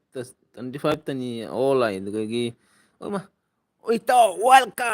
welcome my live stream dulu bro tamta kre ito welcome talida mummy ai hoi ito mummy kai nei tinoi kai khara tharau ne bo nang na kai department thamang to kai ne kai thingdeli no ne khara jang na kai ne tharau ne kai mam lei chu dra da kai che romina kare alsa bro ꯆꯥꯊꯔꯛꯑꯣ ꯍꯥꯏ ꯑꯗꯨꯒꯤ ꯃꯃꯥꯅ ꯑꯣ ꯄ꯭ꯔꯤꯌꯥꯅ ꯑꯗꯨꯒꯒꯤ ꯄ꯭ꯔꯤꯌꯥꯅꯅ 25 ꯇꯅꯤꯅꯦ ꯌꯥꯔꯕ ꯍꯥꯏ ꯑꯗꯨꯒꯒꯤ ꯏꯆꯦ ꯃꯣꯃꯤꯇꯥ ꯍꯥꯏꯗꯨꯂꯨ ꯍꯥꯏ ꯑꯗꯨꯒꯒꯤ ꯏꯆꯦ ꯎꯁꯥꯅ ꯀꯥꯟꯖꯤ ꯄꯥꯝꯕ ꯄꯥꯝꯕꯤ ꯉꯥꯛꯇ kare nga sinere kare kanji pamba pambi ngata ngasai ne kare kare haino si ai khangdiri ni ngasai re ne ai ngasi ri ne ai ra kai no bajana khangdre duga iche bem chana kare ima dula lerimine welcome dula se gi le egi elbi da lakoi ta mata thank you dula ꯌꯥꯝ ꯀꯨꯏꯔ ꯃꯇꯨꯡꯗ ꯂꯥꯛꯏꯌꯦ ꯑꯩꯒꯤ ꯚꯤꯗꯤꯑꯣꯁꯨ ꯎꯗꯦ ꯃꯥ ꯑꯩꯒꯤ ꯁꯕꯁꯀ꯭ꯔꯥꯏꯕꯔꯅꯤꯅꯦ subscriber ꯌꯥꯝ ꯅꯨꯡꯁꯤꯔꯦ ꯉꯁꯤ ꯑꯩꯒꯤ ꯂꯥꯛꯄꯩꯗꯃꯛꯇ ꯀꯣꯏꯔꯦ ꯑꯗꯨ ꯀꯔꯤ ꯏꯇꯥꯎꯅ ꯀꯔꯤ ꯀꯨꯏꯔ ꯃꯇꯨꯡꯗ ꯑꯦꯜꯕꯤ ꯂꯥꯛꯄꯁꯤꯗ ꯃꯝꯃꯦ ꯇꯜꯂꯦꯗ ꯍꯣꯏꯅꯦ ꯃꯝꯈꯔꯦꯅꯦ ꯑꯃꯨꯛ ꯀꯥꯏꯅ ꯆꯪꯈ꯭ꯔꯦꯅꯦ ꯑꯗꯨꯒ ꯏꯆꯦ ꯎꯁꯥꯅ ꯀꯔꯤ ꯗꯨꯂꯨꯁꯦ ꯀꯨꯏꯔꯦ ꯎꯗꯕ ꯅꯨꯡꯉꯥꯏꯔꯤꯕꯣ ꯗꯨꯂꯨ ꯗꯨꯂꯨꯁꯦ ꯀꯨꯏꯔꯦ ꯌꯥꯝ ꯇꯥꯡꯅ ꯂꯥꯛꯑꯦ ꯉꯁꯤ ꯑꯦꯜꯕꯤꯗ ꯑꯩꯒꯤ ꯑꯦꯜꯕꯤꯗ ꯌꯥꯝ ꯅꯨꯡꯁꯤꯔꯦ ꯏꯇꯥꯎ ꯅꯪ ꯂꯥꯛꯄꯩꯗꯃꯛꯇ ꯊꯦꯡꯀ꯭ꯌꯨ ꯑꯗꯨꯗꯒꯤ ꯏꯆꯦ ꯇꯈꯦꯜꯅ ꯀꯔꯤ ꯍꯥꯏꯕ ꯗꯨꯂꯨꯁꯤꯅ ꯀꯗꯥꯏꯗꯒꯤ ꯐꯥꯎꯔꯤꯕ ꯑꯗꯨꯒ ꯏꯇꯥꯎꯅ ꯀꯔꯤ ꯍꯥꯏꯅꯣ ꯍꯦꯜꯂꯣ ꯃꯣꯃꯤꯇꯥ ꯁꯤꯁꯇꯔ ꯑꯗꯨꯒ ꯃꯃꯥꯅ ꯀꯔꯤ ꯎꯁꯥ ꯄꯅꯤ ꯑꯗꯨꯒ ꯗꯨꯂꯨꯅ ꯅꯤꯅꯦ ꯍꯥꯏꯔꯒ ꯅꯣꯛꯈ꯭ꯔꯦ ꯑꯗꯨꯒ ꯏꯆꯦ ꯃꯣꯃꯤꯇꯥꯅ ꯇꯥꯟꯒꯅꯨꯅꯦ ꯗꯨꯂꯨ ꯍꯥꯏ ꯑꯗꯨꯒꯤ ꯗꯨꯂꯨꯅ ꯀꯔꯤ ꯍꯥꯏꯕ ꯍꯣꯏ ꯏꯆꯦ ꯎꯁꯥ ꯑꯗꯨꯒ ꯄꯤꯌꯥꯅꯅ ꯌꯥꯝ ꯊꯥꯖꯗ꯭ꯔꯤꯁꯦ ꯀꯩꯅꯣ ꯑꯩ ꯎꯞꯄꯤꯔꯣ ꯇꯧꯕꯅꯤ ꯏꯆꯦꯃ ꯗꯨꯂꯥ ꯕꯕꯥ ꯀꯔꯤ ꯃꯊꯦꯜ ꯆꯥꯔꯒꯦ ꯗꯨꯂꯥ ꯕꯕꯥ ꯃꯃꯤꯡꯗꯤ ꯌꯥꯝ ꯐꯖꯅ ꯊꯣꯟꯈ꯭ꯔꯦ ꯏꯆꯦ ꯃꯆꯥꯁꯦ ꯃꯃꯤꯡ ꯊꯣꯟꯕꯗꯤ ꯌꯥꯝ ꯍꯩꯈ꯭ꯔꯦ ꯑꯗꯨꯒ ꯏꯆꯦ ꯃꯃꯤꯇꯥꯅ ꯀꯔꯤ ꯍꯤꯟꯖꯥꯡ ꯆꯥꯒꯦ ꯗꯨꯂꯨ ꯍꯥꯏ ꯑꯗꯨꯒꯤ ꯏꯇꯥꯎꯅ ꯀꯔꯤ ꯏꯆꯦ ꯇꯈꯦꯜ ꯍꯥꯏꯅ ꯃꯌꯥ ꯆꯤꯛꯈꯔꯦ ꯄ꯭ꯔꯤꯌꯥꯅꯅ ꯀꯔꯤ ꯑꯩ ꯁꯛ ꯎꯠꯄꯤꯒꯦ ꯇꯧꯕꯅꯤ ꯑꯗꯨꯒ ꯃꯃꯥꯅ ꯀꯔꯤꯕ ꯗꯨꯂꯥꯁꯤꯅ ꯀꯅꯥꯅꯣ ꯑꯣ ꯗꯨꯂꯥꯁꯤ ꯏꯆꯦ ꯑꯩꯈꯣꯏꯒꯤ ꯌꯥꯝ ꯅꯨꯡꯁꯤꯕ ꯏꯇꯥꯎꯅꯤ ꯑꯒꯔꯇꯣꯂꯥꯒꯤꯅꯤ ꯌꯥꯝ ꯅꯨꯡꯁꯤꯕ ꯐꯥꯒꯤ ꯇꯧꯕ ꯏꯇꯥꯎ ꯑꯃꯅꯤ ꯌꯥꯝ ꯀꯨꯏꯔ ꯃꯇꯨꯡꯗ ꯉꯁꯤ ꯑꯦꯜꯕꯤꯗ ꯂꯥꯛꯄꯅꯤ ꯃꯥꯁꯦ ꯊꯕꯛ ꯌꯥꯝ ꯆꯤꯟꯅ ꯈꯪꯗꯦ ꯍꯟꯗꯛ ꯃꯔꯛꯁꯦ ꯀꯗꯥꯏ ꯀꯨꯏꯔꯦ ꯃꯥ ꯚꯤꯗꯤꯑꯣꯗꯒ ꯑꯦꯜꯕꯤꯗꯒ ꯂꯥꯛꯇꯦ ꯍꯟꯗꯛ ꯉꯁꯤ ꯑꯩꯒꯤ ꯑꯦꯜꯕꯤꯗ ꯂꯥꯛꯏꯁꯤꯅꯤ ꯏꯇꯥꯎꯅꯤ ꯏꯆꯦ ꯑꯒꯔꯇꯣꯂꯥꯒꯤꯅꯤ ꯑꯗꯨꯒ ꯏꯆꯦ ꯃꯦꯝꯆꯥꯅ ꯕꯁꯇꯤꯗ ꯆꯣꯡꯂꯨꯁꯤ ꯌꯨꯄꯥ ꯍꯣꯏꯅꯦ ꯏꯆꯦ ꯕꯁꯇꯤꯗ ꯑꯣꯏꯅ ꯆꯣꯡꯉꯨꯁꯤ ꯏꯆꯦ ꯎꯁꯥꯅ ꯑꯥꯔꯖꯦꯗꯤ ꯄꯨꯖꯥꯗ ꯃꯆꯥ ꯎꯔꯁꯨ ꯀꯧꯔꯝꯗ꯭ꯔꯦ ꯃꯆꯦ ꯎꯔꯁꯨ ꯏꯆꯦ ꯑꯩ ꯎꯗꯦꯅꯦ ꯅꯉꯣꯟꯗ ꯅꯪꯅ ꯀꯗꯥꯏ ꯀꯩꯅꯣꯗ ꯂꯥꯛꯏ ꯑꯩ ꯎꯁꯨ ꯎꯗꯦ ꯀꯥꯏꯗꯒꯤꯅꯣ ꯑꯩ ꯀꯗꯥꯏ ꯏꯆꯦ ꯑꯟꯖꯂꯤꯗ ꯎꯏꯅꯦ ꯏꯆꯦ ꯑꯟꯖꯂꯤ ꯎꯔꯁꯨ ꯑꯩꯅ ꯀꯧꯗ꯭ꯔꯕ ꯏꯀꯥꯏꯔꯕ ꯏꯆꯦ ꯑꯟꯖꯂꯤ ꯂꯥꯛꯏꯗꯣ ꯑꯩ ꯌꯦꯡꯉꯤꯅꯤꯀꯣ ꯏꯆꯦ ꯑꯟꯖꯂꯤ ꯁꯣꯟꯗꯤ ꯆꯪꯉꯒ ꯁꯣꯝꯗ ꯂꯥꯛꯏ ꯑꯩ ꯁꯨꯃꯥꯏꯅ ꯌꯦꯡꯉꯒ ꯀꯧꯒꯦ ꯈꯟꯕꯗ ꯑꯁ ꯇꯣꯛꯑꯣꯗ ꯀꯧꯔꯔꯣꯏꯗ ꯁꯨꯝ ꯀꯣꯟꯅ ꯅꯣꯡꯃ ꯎꯅꯔꯒꯦ ꯍꯥꯏꯅ ꯆꯠꯈ꯭ꯔꯦ ꯑꯩ ꯀꯧꯔꯨꯗꯔꯦ ꯑꯗꯨꯗꯒꯤ ꯑꯩꯗꯤ ꯏꯆꯦ ꯑꯟꯖꯂꯤꯗ ꯎꯏ ꯏꯆꯦ ꯑꯟꯖꯂꯤꯅ ꯑꯩꯉꯣꯟꯗ ꯎꯗꯦꯕ ꯑꯗꯨꯗꯒꯤ ꯏꯇꯥꯎꯅ ꯀꯔꯤꯕ ꯃꯣꯃꯤꯇꯥ ꯏꯆꯦ ꯑꯂꯨ ꯀꯪꯃꯦꯠ ꯍꯥꯏꯗꯨꯗꯒꯤ ꯏꯆꯦ ꯃꯣꯃꯤꯇꯥꯅ ꯀꯔꯤꯕ ꯇꯈꯦꯜ ꯇꯀꯨꯜ ꯗꯣꯡꯀꯨ ꯇꯀꯨꯟ ꯍꯥꯏ ꯀꯔꯤ ꯍꯥꯏꯁꯤꯅ ꯇꯀꯨꯜ ꯗꯣꯡꯀꯨ ꯇꯀꯨꯜ ꯍꯥꯏ ꯏꯆꯦ ꯃꯦꯝꯆꯥꯅ ꯏꯄꯥ ꯅꯀꯣꯛ ꯀꯥꯏꯅꯤ ꯏꯪꯗꯦ ꯀꯥ ꯍꯥꯏꯅ ꯍꯣꯏ ꯄꯥꯈꯪ ꯃꯆꯥꯅꯤ ꯏꯆꯦ ꯏꯪꯗꯦꯅꯦ ꯄꯥꯈꯪꯅꯤ ꯀꯩꯅꯣ ꯑꯩꯁꯦ ꯏꯪꯗꯦꯅꯦ ꯑꯗꯨꯒꯤ ꯏꯆꯦ ꯑꯃꯇꯅ ꯋꯥꯟ ꯋꯥꯁ ꯊꯥꯔꯣ ꯍꯥꯏ ꯏꯃꯥ ꯃꯇꯝꯁꯦ 41 ꯌꯧꯔꯦ ꯃꯌꯥꯝ ꯀꯣꯃꯦꯟ ꯀꯥꯏ ꯂꯩ ꯃꯥ ꯀꯣꯃꯦꯟ ꯃꯈꯥꯗ ꯃꯌꯥꯝ ꯂꯩꯔꯝꯃꯦ ꯍꯣꯏ ꯃꯥ ꯀꯣꯃꯦꯟꯁꯦ ꯀꯥꯏꯗꯅꯣ ꯂꯩꯔꯝꯃꯤꯁꯤꯕꯨ ꯃꯈꯥꯗ ꯀꯣꯃꯦꯟ ꯃꯌꯥꯝ ꯂꯩꯔꯝꯃꯦ ꯏꯆꯦ ꯇꯈꯦꯜ ꯎꯄꯥꯏ ꯂꯩꯇꯦ ꯕꯥꯏ ꯕꯥꯏ ꯏꯆꯦ ꯇꯈꯦꯜꯅ ꯕꯥꯏ ꯕꯥꯏ ꯑꯣꯀꯦ ꯗꯨꯂꯨ ꯍꯥꯏꯗꯨꯒꯤ ꯑꯅꯤꯃꯥꯅ ꯕꯥꯏ ꯕꯥꯏ ꯑꯗꯨꯒ ꯄꯤꯌꯥꯅ ꯗꯤꯁꯀ꯭ꯔꯤꯃꯤꯅꯦꯁꯟ ꯇꯧꯔꯛꯀꯅꯨꯗ ꯑꯗꯨꯗꯒꯤ ꯏꯆꯦ ꯃꯦꯝꯆꯥꯅ ꯄꯤꯌꯥꯅꯣ ꯑꯩꯈꯣꯏꯁꯨ ꯑꯦꯜꯕꯤ ꯅꯨꯡꯉꯥꯏꯕꯅꯤꯗ ꯑꯗꯨꯒ ꯑꯣ ꯑꯥꯔꯖꯦ ꯏꯇꯥꯎ ꯃꯦꯁꯦꯖ ꯎꯗ꯭ꯔꯕꯣ ꯅꯃꯤꯠ ꯀꯣꯠꯇꯣꯛꯎꯔꯣ ꯍꯨꯏꯠ ꯃꯈꯥꯗ ꯃꯤꯌꯥꯝ ꯑꯦꯜꯕꯤ ꯀꯣꯃꯦꯟ ꯂꯩꯔꯝꯃꯦꯗ ꯑꯗꯨꯒ ꯑꯅꯤꯃꯥꯅ ꯑꯥꯔꯖꯦꯕ꯭ꯔꯣꯅ ꯀꯣꯃꯦꯟ ꯄꯥꯔꯛꯄꯗ ꯑꯩ ꯃꯤꯀꯞ ꯊꯣꯛꯂꯅꯤ ꯍꯥꯏ ꯂꯣꯏꯔꯦ ꯋꯥꯔꯤꯗꯤ ꯑꯅꯧꯕ ꯀꯔꯤ ꯍꯥꯏ ꯏꯁꯇꯨꯗꯦꯟꯅꯤꯅꯦ ꯅꯣꯏ ꯑꯩꯉꯣꯟꯗ ꯏꯀꯥꯏꯕ ꯄꯤꯅꯨꯅꯦ ꯑꯅꯧꯕ ꯏꯁꯇꯨꯗꯦꯟꯅꯤꯅꯦ ꯑꯦꯜꯕꯤꯒꯤ ꯑꯩ ꯌꯥꯝ ꯍꯩꯇꯦꯀꯣ ꯏꯀꯥꯏꯕ ꯄꯤꯔꯛꯀꯅꯨ ꯑꯗꯨꯒ ꯑꯅꯤꯃꯥꯅ ꯀꯔꯤ ꯍꯥꯏꯕ ꯄꯥꯏ ꯄꯥꯏ ꯑꯗꯨꯒ ꯑꯩꯒꯤ ꯏꯆꯦꯔꯣꯃꯤꯅ ꯑꯖꯕ꯭ꯔꯣ ꯅꯪ ꯅꯃꯤꯠ ꯁꯣꯏꯔꯦ ꯍꯥꯏ ꯑꯗꯨꯒ ꯏꯆꯦ ꯃꯣꯃꯤꯇꯥꯅ ꯍꯥꯏ ꯗꯨꯂꯨ ꯑꯥꯔꯖꯦꯒꯤ ꯃꯃꯤꯠ ꯈꯣꯠꯇꯣꯛꯄꯤꯔꯒꯅꯨ ꯍꯥꯏ ꯈꯣꯠꯇꯣꯛꯄꯤꯒꯅꯨꯀꯣ ꯍꯥꯏ ꯑꯗꯨꯒ ꯏꯆꯦ ꯕꯦꯝꯆꯥꯅ ꯄ꯭ꯔꯤꯌꯥꯅ ꯑꯩꯒꯤꯗꯤ ꯁꯕ ꯂꯩꯕꯅꯤꯀꯣ ꯍꯥꯏ ꯍꯣꯏ ꯃꯌꯥꯝ ꯕꯥꯏ ꯕꯥꯏ ꯇꯧꯅꯔꯁꯤꯀꯣ ꯃꯌꯥꯝ ꯕꯥꯏ ꯕꯥꯏ ꯇꯧꯅꯔꯣ ꯑꯩ ꯀꯔꯤ ꯀꯣꯃꯦꯟꯁꯨ ꯃꯈꯥꯗ ꯑꯗꯨꯝ ꯄꯥꯁꯜꯂꯒꯦ ꯃꯌꯥꯝ ꯕꯥꯏ ꯕꯥꯏ ꯇꯧꯅꯔꯣ ꯂꯣꯏꯁꯤꯜꯂꯁꯤ ꯑꯩꯁꯨ ꯌꯥꯝꯅ ꯊꯦꯡꯉꯦ ꯃꯌꯥꯝ ꯑꯩ ꯀꯣꯃꯦꯟ ꯄꯥꯔꯤꯉꯩꯗ ꯃꯌꯥꯝ ꯇꯨꯝꯕꯁꯨ ꯇꯥꯔꯦ ꯑꯩ ꯂꯣꯏꯁꯤꯜꯂꯒꯦ ꯃꯌꯥꯝ ꯑꯩ ꯀꯣꯃꯦꯟꯁꯦ ꯄꯥꯁꯜꯂ ꯃꯌꯥꯝ ꯕꯥꯏ ꯕꯥꯏ ꯍꯥꯏꯕꯤꯔꯝꯃꯣ ꯃꯈꯥꯗ ꯃꯌꯥꯝ ꯕꯥꯏ ꯕꯥꯏ ꯍꯥꯏꯕꯤꯔꯝꯃꯣ 1 hours ꯊꯥꯔꯔꯣꯏꯒꯦ ꯂꯣꯏꯁꯤꯜꯂꯒꯦ ꯑꯩ ꯀꯣꯃꯦꯟꯁꯦ ꯄꯥꯁꯜꯂꯒ ꯂꯣꯏꯁꯤꯜꯂꯒꯦ ꯃꯌꯥꯝ ꯑꯗꯨꯒꯤ ꯑꯦꯜꯕꯤ ꯍꯣꯁꯁꯦ ꯄꯥꯕ ꯇꯞꯄꯦ ꯂꯥꯏꯔꯤꯛ ꯍꯩꯇꯔꯦ ꯇꯜꯂꯤ ꯅꯨꯡꯉꯥꯏꯇꯦꯗ ꯎꯏꯈꯤꯒꯦ ꯉꯥꯏꯍꯥꯛ ꯍꯥꯏ ꯇꯧꯔꯧꯔꯣ ꯑꯗꯨꯒ ꯃꯃꯥꯅ ꯀꯔꯤ ꯍꯥꯏꯕ ꯉꯥꯡꯒꯣꯝ ꯕꯥꯏ ꯑꯗꯨꯒ ꯏꯆꯦ ꯕꯥꯏ ꯉꯥꯡꯒꯣꯝ ꯑꯗꯨꯒ ꯄꯤꯌꯥꯅꯅ ꯆꯠꯄꯤꯔꯣ ꯌꯥꯔꯦ ꯑꯩ ꯊꯥꯖꯗꯔꯦ ꯍꯥꯏꯔꯝꯃꯤꯅ ꯑꯠꯆꯥ ꯑꯗꯨꯒ ꯏꯇꯥꯎꯅ ꯀꯔꯤ ꯀꯣꯠ ꯇꯧꯔꯝꯃꯤꯅꯦ ꯃꯃꯤꯠꯇ ꯏꯆꯦ ꯃꯃꯤꯠ ꯇꯥꯡꯉ ꯃꯁꯤ ꯑꯉꯥꯡꯁꯦ ꯃꯃꯤꯠ ꯇꯥꯡꯉꯦ ꯃꯁꯤ ꯑꯉꯥꯡꯁꯤ ꯍꯥꯏ ꯏꯆꯦ ꯕꯦꯝꯇꯅ ꯅꯤꯅꯦꯒꯤ ꯗꯨꯜꯂꯥ ꯕꯕꯥꯀꯤ ꯇꯣꯔꯀꯥꯔꯤ ꯆꯥꯏ ꯑꯗꯨꯗꯒꯤ ꯏꯇꯥꯎꯅ ꯀꯔꯤ ꯅꯤꯅꯦ ꯑꯂꯨ ꯀꯥꯡꯃꯦꯠ ꯍꯥꯏ ꯑꯗꯨꯗꯒꯤ ꯏꯆꯦ ꯃꯣꯃꯤꯇꯅ ꯍꯥ ꯍꯥ ꯍꯥ ꯊꯪꯗꯕꯅꯤ ꯌꯥꯖꯦ ꯅꯃꯤꯠ ꯎꯕ ꯋꯥꯠꯄꯅꯤ ꯊꯪꯗꯕꯅꯤ ꯀꯔꯤ ꯇꯥꯡꯗꯕꯅꯤ ꯑꯥꯔꯖꯦ ꯃꯃꯤꯠ ꯎꯕ ꯋꯥꯠꯄꯅꯤ ꯍꯥꯏ ꯏꯆꯦ ꯕꯦꯝꯇꯅ ꯗꯨꯜꯂꯥ ꯑꯂꯨ ꯆꯥꯕ ꯂꯣꯏꯗ꯭ꯔꯤꯕꯣ ꯍꯧꯖꯤꯛ ꯐꯧ ꯑꯂꯨ ꯕꯕꯥ ꯑꯗꯨꯒ ꯏꯇꯥꯎꯅ ꯀꯔꯤꯕ ꯀꯗꯥꯏꯗꯅꯣꯅꯦ ꯃꯁꯤꯅ ꯃꯦꯁꯦꯖ ꯄꯥꯔꯤꯁꯤꯅ ꯊꯋꯥꯏꯁꯦ ꯄꯣꯔꯣꯛ ꯄꯣꯔꯣꯛ ꯆꯥꯛꯏꯗꯥꯏ ꯂꯣꯏꯔꯦ ꯑꯩ ꯀꯣꯃꯦꯟ ꯄꯥꯕꯁꯦ ꯃꯤꯅ ꯀꯣꯝꯄ꯭ꯂꯦꯟ ꯇꯧꯔꯦ ꯑꯩ ꯇꯜꯂꯤ ꯑꯗꯨꯒꯤ ꯑꯦꯜꯕꯤ ꯊꯥꯅꯤꯡꯗꯦ ꯑꯩ ꯇꯜꯂꯤ ꯌꯥꯝꯅ ꯑꯩ ꯑꯦꯜꯕꯤ ꯊꯥꯕ ꯍꯩꯇꯦ ꯑꯗꯨꯒꯤ ꯑꯩ ꯏꯀꯥꯏꯕꯅ ꯃꯣꯃꯤ ꯁꯤꯁꯇꯔ ꯍꯥꯏꯅ ꯅꯣꯛꯈ꯭ꯔꯦ ꯑꯗꯨꯗꯒꯤ ꯃꯃꯥꯅ ꯑꯣꯀꯦ ꯑꯗꯨꯒ ꯏꯇꯥꯎꯅ ꯂꯣꯏꯗ꯭ꯔꯤ ꯍꯦꯅꯤꯅꯦ ꯍꯥꯏ ꯑꯗꯨꯗꯒꯤ ꯗꯨꯂꯨꯅ ꯀꯔꯤ ꯑꯩ ꯑꯣꯏ ꯃꯦꯁꯦꯖ ꯄꯥꯕꯗ ꯅꯃꯤꯠ ꯇꯥꯡꯕ ꯀꯣꯠꯇꯣꯛꯎꯔꯣ ꯍꯨꯏꯠ ꯑꯗꯨꯗꯒꯤ ꯏꯆꯦ ꯃꯣꯃꯤꯇꯥꯅ ꯀꯔꯤꯕ ꯎꯁꯥ ꯍꯥꯏꯅ ꯅꯣꯛꯀꯅꯤ ꯏꯆꯦ ꯃꯣꯃꯤꯇꯥꯅ ꯗꯨꯂꯨ ꯕꯥꯕꯨ ꯑꯂꯨ ꯈꯣꯠꯇꯣꯝ ꯍꯨꯏꯁꯦꯅ ꯑꯗꯨꯒ ꯏꯇꯥꯎꯅ ꯍꯨꯏꯁꯦ ꯅꯥꯔꯦꯅꯤꯅꯦ ꯑꯗꯨꯗꯒꯤ ꯏꯇꯥꯎꯅ ꯀꯔꯤꯕ ꯀꯥꯏꯗꯅꯣꯅꯦ ꯃꯁꯤꯅ ꯃꯦꯁꯦꯖ ꯄꯥꯏꯁꯤꯕꯨ ꯑꯉꯛꯄꯅꯤꯗ ꯏꯁ ꯁꯪꯁꯥꯔ ꯍꯥꯏ ꯊꯣꯏꯁꯅꯥꯅ ꯍꯥꯏ ꯑꯗꯨꯒ ꯃꯃꯥꯅ ꯕꯦꯝꯆꯥ ꯎꯔꯕꯣ ꯍꯥꯏ ꯏꯆꯦ ꯃꯣꯃꯤꯇꯥꯅ ꯀꯔꯤ ꯍꯥꯏꯅꯣ ꯗꯨꯂꯨ ꯅꯪꯕꯨ ꯀꯔꯤ ꯆꯥꯔꯛꯀꯦ ꯌꯥꯝ ꯄꯋꯥꯔꯐꯨꯜꯗ ꯂꯥꯛꯏꯅꯦ ꯀꯣꯃꯦꯟꯁꯦ ꯏꯆꯦ ꯕꯦꯝꯆꯥꯅ ꯀꯔꯤ ꯍꯥꯏꯕ ꯀꯣꯃꯦꯟ ꯃꯇꯨꯡꯗꯒꯤ ꯑꯣꯏꯅ ꯄꯥꯔꯛꯑꯣ ꯏꯌꯨ ꯄꯥꯏ ꯍꯣꯏ ꯂꯣꯏꯁꯤꯜꯂꯒꯦ ꯃꯌꯥꯝ ꯑꯩ ꯀꯣꯃꯦꯟꯒ ꯄꯥꯕ ꯉꯝꯃꯣꯏꯀꯣ ꯀꯣꯃꯦꯟꯒ ꯇꯧꯔꯅꯨ ꯕꯥꯏ ꯑꯣꯏꯔꯁꯤ ꯇꯥꯔꯁꯦ ꯕꯥꯏ ꯕꯥꯏ ꯕꯥꯏ ꯃꯌꯥꯝ ꯕꯥꯏ ꯕꯥꯏ ꯑꯗꯨꯒ ꯏꯇꯥꯎꯅ ꯀꯔꯤꯕ ꯏꯆꯦ ꯎꯁꯥ ꯑꯂꯨ ꯀꯪꯃꯦꯠ ꯍꯥꯏꯗꯨꯒ ꯃꯃꯥꯅ ꯍꯥꯏꯕ ꯎꯁꯥ ꯀꯔꯤ ꯃꯊꯦꯜꯅꯣ ꯍꯥꯏꯗꯨꯒ ꯃꯃꯥꯅ ꯅꯣꯛꯈꯔꯦ ꯏꯆꯦ ꯃꯣꯃꯤꯇꯥꯅ ꯑꯗꯨꯒ ꯏꯆꯦ ꯕꯦꯝꯆꯥꯅ ꯆꯦ ꯃꯃꯥ ꯎꯗꯦꯗ ꯂꯩ ꯑꯗꯨꯒ ꯏꯆꯦ ꯎꯁꯥꯅ ꯏꯔꯣꯝꯕ ꯃꯃꯥ ꯑꯗꯨꯒ ꯊꯣꯏꯁꯅꯥꯅ ꯍꯥꯏ ꯑꯗꯨꯒ ꯏꯆꯦ ꯎꯁꯥꯅ ꯀꯔꯤꯕ ꯑꯣꯀꯦ ꯕꯥꯏ ꯑꯗꯨꯒ ꯏꯆꯦ ꯕꯦꯝꯆꯥꯅ ꯆꯦ ꯃꯃꯥ ꯑꯩꯒꯤ ꯗꯨꯀꯥꯟꯗ ꯁꯣꯏꯕꯨꯝ ꯄꯨꯔꯛꯂꯦ ꯌꯥꯏ ꯎꯃ ꯏꯆꯦꯁꯨ ꯁꯣꯏꯕꯨꯝ ꯌꯣꯟꯕ꯭ꯔꯥ ꯍꯥꯏꯁꯦ ꯊꯣꯏꯁꯅꯥꯅ ꯕꯥꯏ ꯕꯥꯏ ꯑꯗꯨꯒꯒꯤ ꯃꯃꯥꯅ ꯀꯔꯤ ꯑꯣ ꯕꯦꯝꯆꯥ ꯑꯩꯁꯨ ꯎꯗ꯭ꯔꯦ ꯍꯥꯏ ꯑꯗꯨꯒꯤ ꯃꯃꯥꯅ ꯀꯔꯤ ꯏꯆꯦ ꯃꯣꯃꯤꯇꯥꯅ ꯕꯥꯏ ꯕꯥꯏ ꯃꯌꯥꯝ ꯑꯗꯨꯒ ꯗꯨꯂꯨꯅ ꯀꯔꯤ ꯑꯣꯏ ꯃꯤꯠ ꯇꯥꯡꯕ ꯃꯦꯁꯦꯖꯇ ꯃꯊꯨꯟꯗꯩ ꯄꯥꯔꯛꯑꯣ ꯅꯪ ꯌꯥꯗ꯭ꯔꯦ ꯍꯥꯏ ꯑꯩꯈꯣꯏꯅ ꯀꯣꯃꯦꯟꯁꯦ ꯈꯔ ꯇꯞꯄꯤꯅꯦ ꯃꯌꯥꯝ ꯑꯣꯔꯕꯨꯖꯥꯠꯇꯣ ꯃꯦꯁꯦꯖ ꯀꯔꯤ ꯑꯦꯜꯕꯤ ꯊꯥꯗꯕꯅꯤꯅ ꯑꯦꯛꯁꯄꯤꯔꯦꯟꯁ ꯌꯥꯝ ꯂꯩꯇꯦ ꯑꯗꯨꯒ ꯏꯇꯥꯎꯅ ꯀꯔꯤ ꯊꯣꯛꯏꯁꯅꯥ ꯑꯗꯨꯒ ꯏꯆꯦꯅ ꯕꯥꯏ ꯑꯗꯨꯒ ꯃꯃꯥꯅ ꯀꯔꯤ ꯑꯣ ꯕꯦꯝꯆꯥ ꯂꯥꯛꯑꯦ ꯅꯣꯡꯃ ꯁꯣꯏꯕꯨꯝ ꯆꯥꯅꯤꯡꯉꯦ ꯀꯦꯟꯗꯜꯁꯨ ꯈꯔ ꯄꯥꯝꯃꯤ ꯕꯦꯝꯆꯥꯏ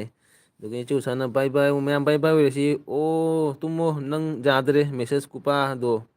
ꯇꯥꯅꯤꯡꯗꯔꯦ ꯅꯀꯣꯛꯇꯩ ꯏ ꯇꯥꯗꯩ ꯇꯧꯔꯦ ꯍꯥꯏ ꯕꯥꯏ ꯕꯥꯏ ꯕꯥꯏ ꯕꯥꯏ ꯕꯥꯏ ꯕꯥꯏ ꯗꯨꯂꯨ ꯑꯗꯨꯒ ꯏꯆꯦ ꯕꯦꯝꯆꯥꯅ ꯀꯔꯤꯕ ꯂꯥꯛꯀꯨ ꯆꯦ ꯃꯃꯥ ꯑꯗꯨꯗꯒꯤ ꯗꯨꯂꯨꯅ ꯆꯠꯈ꯭ꯔꯦ ꯗꯨꯂꯨꯅ ꯏꯪꯈꯔꯦ ꯑꯗꯨꯒ ꯑꯥꯔꯖꯦ ꯃꯤꯒꯤ ꯋꯥ ꯇꯥꯅꯨ ꯅꯪꯒꯤ ꯄꯥꯗꯕꯗ ꯁꯨꯝ ꯄꯥꯎ ꯑꯥꯔꯖꯦ ꯑꯗꯨꯗꯒꯤ ꯍꯣꯏ ꯃꯃꯥ ꯑꯗꯨꯒ ꯏꯆꯦ ꯎꯁꯥꯅ ꯕꯥꯏ ꯕꯥꯏ ꯑꯗꯨꯒ ꯏꯆꯦ ꯕꯦꯝꯆꯥꯅ ꯀꯣꯃꯦꯟ ꯂꯣꯏꯅ ꯄꯥꯎ ꯄꯥꯗ꯭ꯔꯗꯤ ꯑꯦꯜꯕꯤ ꯂꯣꯏꯁꯤꯟꯕ ꯌꯥꯔꯣꯏ ꯎꯄꯥ ꯑꯗꯨꯒ ꯏꯇꯥꯎꯅ ꯀꯣꯛ ꯆꯥꯛꯑꯦꯗ ꯏꯇꯥꯎ ꯉꯁꯤ ꯃꯦꯁꯦꯖ ꯃꯊꯨꯟꯗꯩ ꯑꯣꯏꯅ ꯄꯥꯔꯛꯑꯣꯅꯦꯍꯦ ꯑꯗꯨꯒꯒꯤ ꯏꯆꯦ ꯃꯣꯃꯤꯇꯥꯅ ꯀꯔꯤ ꯑꯥꯔꯖꯦ ꯌꯥꯝꯅ ꯅꯣꯛꯈ꯭ꯔꯦ ꯉꯁꯤꯗꯤ ꯈꯪꯗꯦ ꯏꯆꯦ ꯃꯣꯃꯤꯇꯥ ꯑꯩ ꯀꯣꯃꯦꯟꯁꯦ ꯇꯜꯂꯦꯗ ꯀꯣꯃꯦꯟ ꯄꯥꯕꯁꯦ ꯑꯩ ꯏꯀꯥꯏꯌꯦ ꯑꯣꯟꯊꯣꯛꯄ ꯑꯅꯤꯗ ꯀꯣ ꯍꯦ ꯁꯥꯔ ꯀꯔꯤꯅꯣ ꯇꯧꯔꯤꯁꯦ ꯍꯥꯏ ꯑꯗꯨꯒ ꯏꯆꯦ ꯎꯁꯥꯅ ꯑꯥꯔꯖꯦ 1 hours ꯑꯣꯏꯔꯅꯤ ꯑꯁꯨꯝ ꯄꯥꯔꯛꯄꯗ ꯍꯣꯏ ꯉꯁꯥꯏꯗꯩ ꯅꯤꯅꯦ ꯇꯈꯦꯜꯒ ꯈꯠꯅꯔꯦ ꯍꯥꯏ ꯗꯨꯂꯨ ꯅꯨꯄꯤ ꯆꯦꯜꯂꯕꯣ ꯍꯥꯏ ꯏꯇꯥꯎ ꯅꯨꯄꯤ ꯆꯦꯜꯂꯕꯣ ꯅꯪꯕꯨ ꯀꯩꯅꯣ ꯍꯥꯏꯁꯤꯕꯨ ꯅꯨꯄꯤ ꯆꯦꯜꯂꯒ ꯍꯥꯏꯔꯦꯅꯦ ꯑꯣ ꯅꯨꯄꯤ ꯊꯤꯖꯤꯜꯂꯣꯍꯦ ꯀꯥꯟꯅꯗꯦꯕꯣ ꯄꯨꯡꯖꯩꯅ ꯂꯩꯔꯦ ꯅꯪꯅ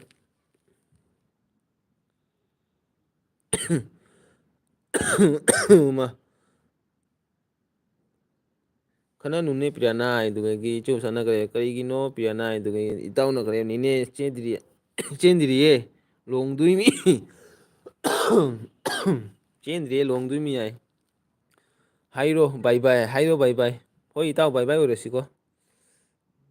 ꯊꯦꯡꯉꯦꯗ ꯄꯨꯡ ꯀꯌꯥ ꯇꯥꯗꯣꯔꯦ ꯏꯆꯦ ꯃꯦꯝ ꯆꯠꯅꯈ꯭ꯔꯦ ꯗꯨꯂꯥ ꯄ꯭ꯔꯤꯌꯨꯁꯦ ꯂꯩꯁꯥꯕꯤ ꯑꯣ ꯄꯤꯌꯥꯅꯥꯁꯦ ꯂꯩꯁꯥꯕꯤ ꯑꯔꯤꯕꯤꯅꯤ ꯍꯥꯏꯕ ꯑꯠꯆꯥ ꯈꯠꯅꯔꯕꯅꯤꯅ ꯈꯟꯅꯔꯦ ꯋꯥ ꯂꯣꯏꯔꯦ ꯍꯥꯏ ꯈꯠꯅꯔꯗꯤ ꯈꯟꯅꯔꯦ ꯋꯥ ꯂꯣꯏꯔꯦ ꯍꯥꯏ ꯑꯗꯨꯒ ꯏꯆꯦ ꯃꯣꯃꯤꯇꯥꯅ ꯗꯨꯂꯨ ꯂꯨꯍꯣꯡ ꯕꯥꯔꯇꯣꯟ ꯀꯥꯎꯅꯤꯌꯦ ꯂꯨꯍꯣꯡꯕ ꯕꯥꯔꯇꯣꯟ ꯀꯥꯎꯅꯤꯌꯦ ꯍꯥꯏ ꯕꯥꯔꯇꯣꯟ ꯀꯥꯎꯕ ꯖꯥꯠꯇꯦ ꯗꯨꯂꯨ ꯏꯇꯥꯎ ꯑꯩꯉꯣꯟꯗꯁꯨ ꯕꯥꯔꯇꯣꯟ ꯇꯧꯕ ꯀꯥꯎꯕ ꯖꯥꯠꯇꯦ ꯑꯩ ꯑꯣꯏꯅ ꯂꯥꯛꯇꯣꯏꯅꯤ ꯃꯃꯥꯡꯗ ꯀꯦꯃꯦꯔꯥ ꯄꯥꯏꯔꯒ ꯑꯗꯨꯒ ꯑꯩ ꯂꯣꯏꯅ ꯃꯦꯁꯦꯖ ꯄꯥꯔꯛꯑꯣ ꯅꯠꯇ꯭ꯔ ꯊꯋꯥꯏ